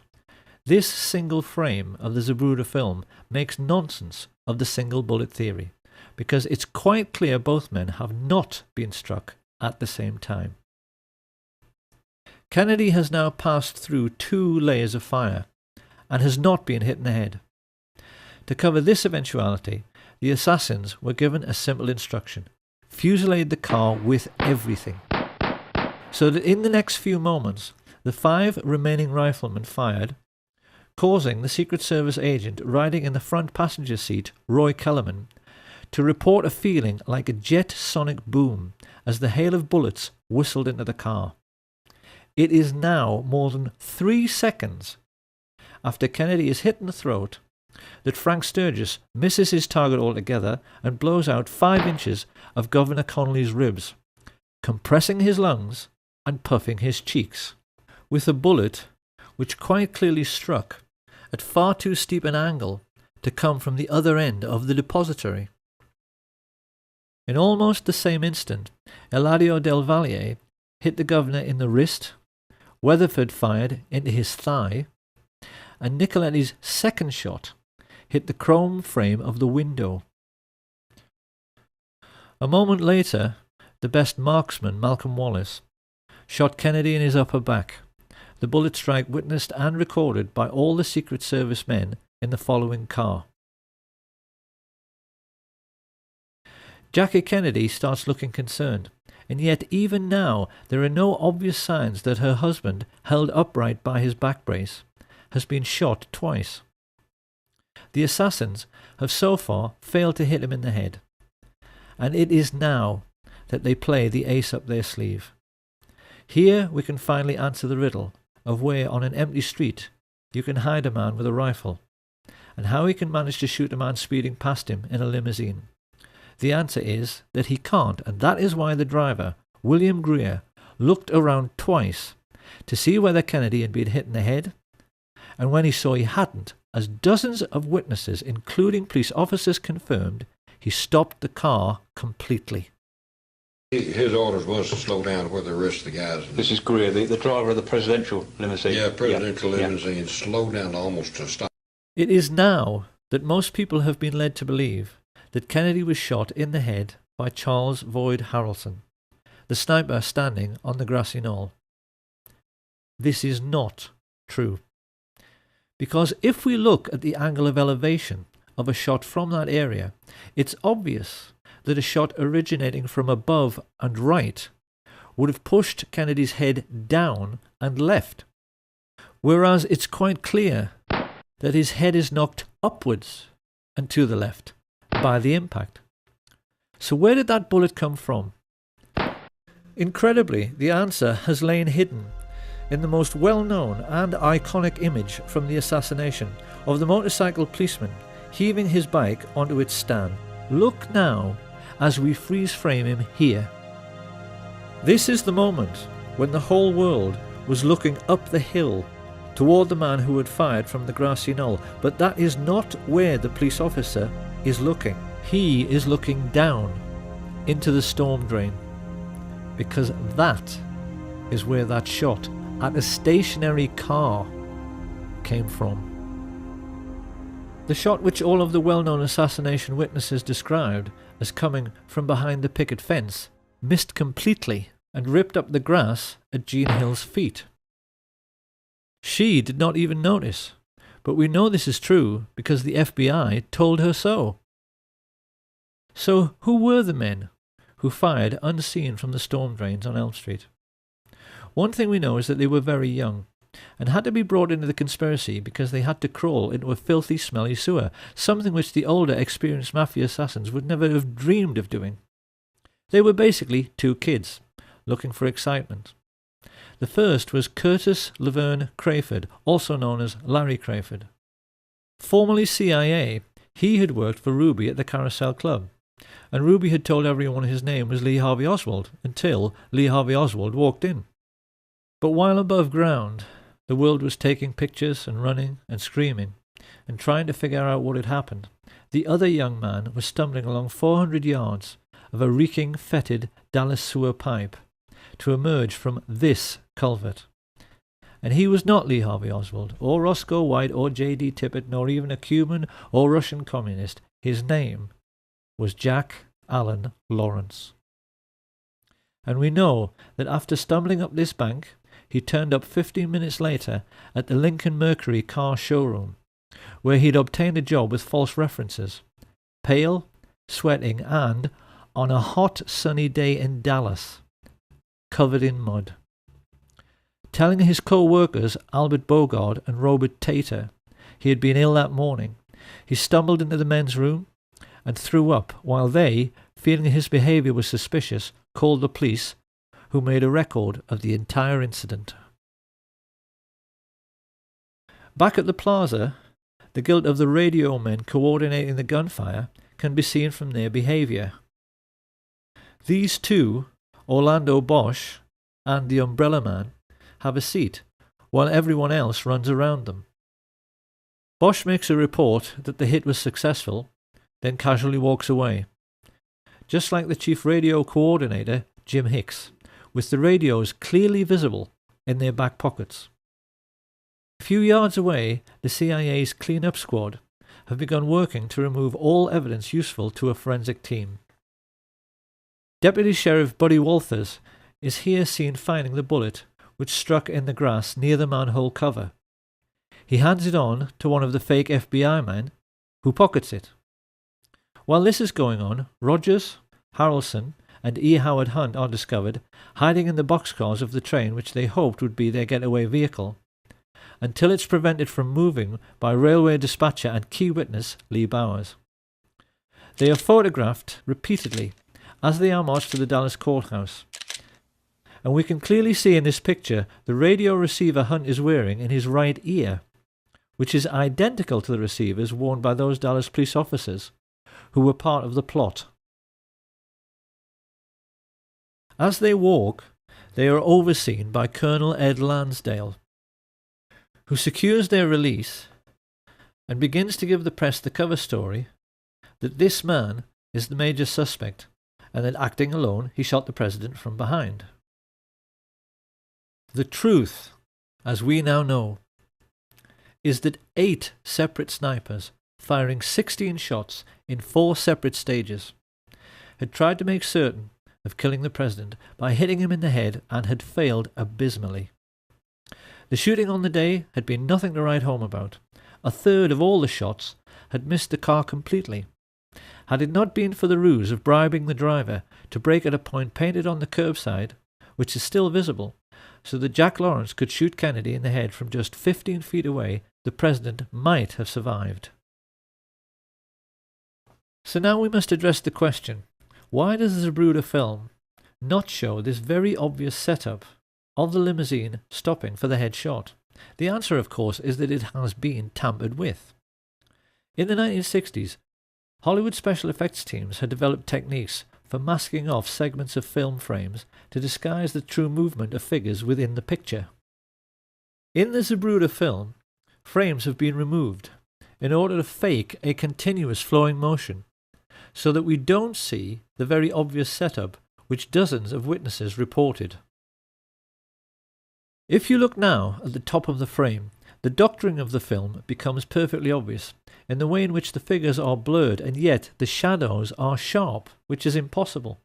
This CIA tampering with the evidence becomes even clearer when the Zapruder film is run next to the Orville Nix film taken from the other side. It's easy to see from the way the motorcycles suddenly close on the limousine that it stops completely.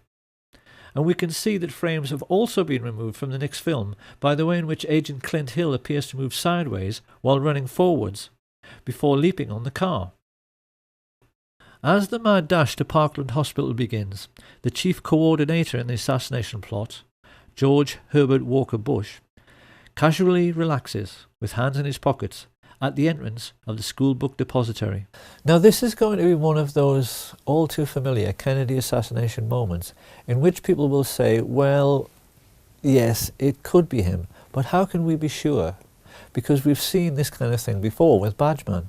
However, a gentleman who I think must be a police detective has posted a YouTube video in which he utilizes the latest forensic techniques for identifying murder suspects by making a comparison between the photo taken in Dealey Plaza and one of George Bush in conversation with Richard Nixon during Watergate.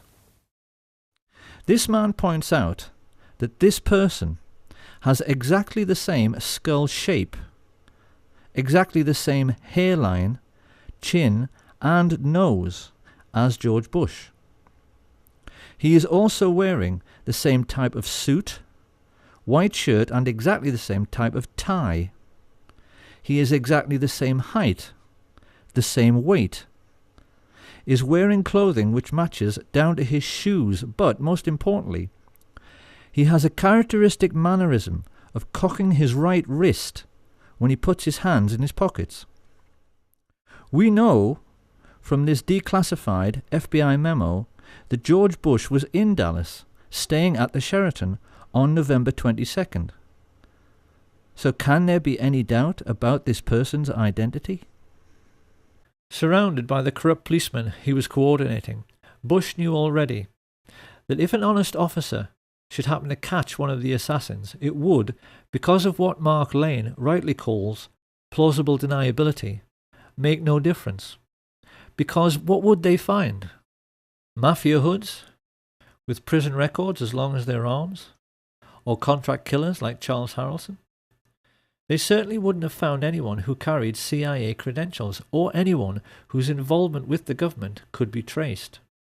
But even while he smiled and chatted to his fellow killers, Bush was unaware that the plotters had just made their first big mistake. They knew that they had to forensically control the body from the moment the shots were fired, and the moment Kennedy entered Trauma Room 1, that control had to be relinquished.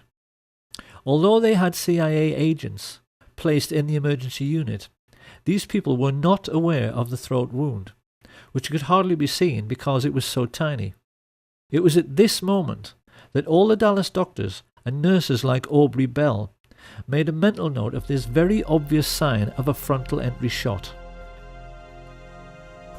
One of the Dallas medical team, Dr. Charles Crenshaw, a junior doctor at that time, vividly recalls what the first professionals in the Kennedy killing had to deal with. The second wound was here in the throat, right above the necktie. It was a small opening, very small, 3 to 5 millimeters, about the size of your little finger. I looked at the wound again. I wanted to know and remember this the rest of my life. And the rest of my life, I will always know he was shot from the front. And also described the portion missing from the rear of Kennedy's head after the impact of the frangible bullet, which hit him in the right temple. The bullet struck about where and passed about where? From here right through. And taking out the back or the occipital part, the back of your head. This was gone. At approximately 1 o'clock Central Standard Time today here in Dallas. He died of a gunshot wound. This information soon made its way to the media. And this is why, at the very first press conference, Press Secretary Malcolm Kilduff correctly described the cause of death and direction of the shot. In order to find a means with which to contradict this evidence, the cover-up now began in earnest, with the summoning from the Restland Funeral Home of a CIA agent who was known for being the best in the business at reconstructive surgery on cadavers, John Melvin Liggett. This man was actually attending a funeral when he was told of the president's assassination and asked to go to Parkland by the coroner. What he didn't know as he drove away was that one of his clients in this macabre and gruesome story was at that moment still alive. When he was arrested years later by New York police detective Jim Rothstein, Frank Sturgis, on discovering that Rothstein was a Bay of Pigs veteran like himself, got into an old army buddy's conversation with him and said first of all that after the assassination he returned to the Miami safe house where he ridiculed Marita Lorenz for missing history. It was all perfectly safe, he told her. No cops, no newspaper investigation, everything was covered. I asked Sturgis, Jesus Christ, Frank, did you shoot the president? Did you have something to do with that? He said, who gives a shit? Yeah, who's going to prove it? He said, we kill a lot of people. What the hell's the difference? Sturgis then went on to say that Dallas police officer J.D. Tibbet was actually gunned down by the radio talk show host G. Gordon Liddy, who was at that time a CIA agent working with E. Howard Hunt. And here we must address a question which puzzled assassination researchers for years. Why did a Dallas policeman have to die within a few minutes of President Kennedy? What possible function could he have played in the overall plot as a corpse? One would think the authorities could have caught the fleeing patsy without any need to incriminate him any further. So why did the life of J.D. Tibbet also have to end on the 22nd of November 1963? Where did he fit in? In only the last few years, a wonderful investigator called Robert D. Morningstar discovered one tiny little fact about Jefferson Davis Tibbet, which became the most important single piece in the completion of this puzzle. Because Officer Tibbet had a nickname. When he was at work, his fellow officers always used to call him JFK, because at 39 years of age he looked exactly like him. In the only well-known picture of Tibbet, his Elvis haircut makes him appear very youthful, but having turned grey and having nearly turned 40, most people felt his resemblance to Kennedy was uncanny. What Tibbet never knew, as he drove past assassination witnesses Jack Tatum, Domingo Benavides and Aquila Clemens, was that he had been selected to play the role of the president in death. Researchers have always believed it couldn't be a coincidence that Tibbet was shot in the right temple just like JFK some 45 minutes earlier. They wondered why bullets had been removed from his body in the ambulance, and why, when he was pronounced dead on arrival at the Methodist Hospital, it was felt necessary to move his body to Parkland. With their concentration firmly fixed on the casket of the deceased president, the newsmen completely ignored the ambulance which spirited away the body of J.D. Tippit, so that it could be loaded onto Air Force 2 where John Melvin Liggett was waiting. When Kennedy's casket arrived at Love Field a few minutes later, Clint Hill, the agent who jumped on the car, recalled that all the people aboard Air Force One were told they had to go forward to witness the swearing-in of Lyndon Baines Johnson. This, of course, was just a ruse, to get Jackie Kennedy to leave her husband's body, and the moment she was out of the way, his cadaver was stolen and placed aboard Air Force 2 next to the cadaver of J.D. Tippit. Many people have seen this famous picture, in which LBJ is smiling at Congressman Albert Thomas, a moment after becoming president, and he is winking back. We haven't known until now just how huge and terrible a secret he was sharing with Johnson, because at that moment on the plane right alongside, the most highly qualified specialist in reconstructive surgery and embalming in the country, John Melvin Liggett, was starting to make a facsimile of the dead president, using the body of J.D. Tippit in order to obscure the true extent of the damage to Kennedy's head and make it seem consistent with a shot from behind.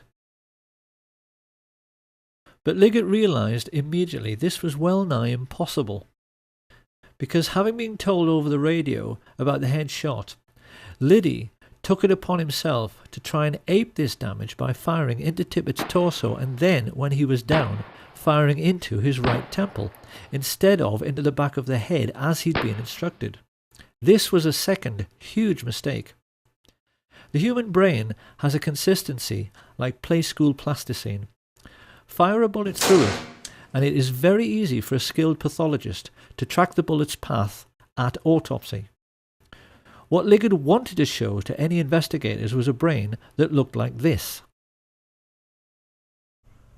What he had was one brain which looked like this, and another which looked like this.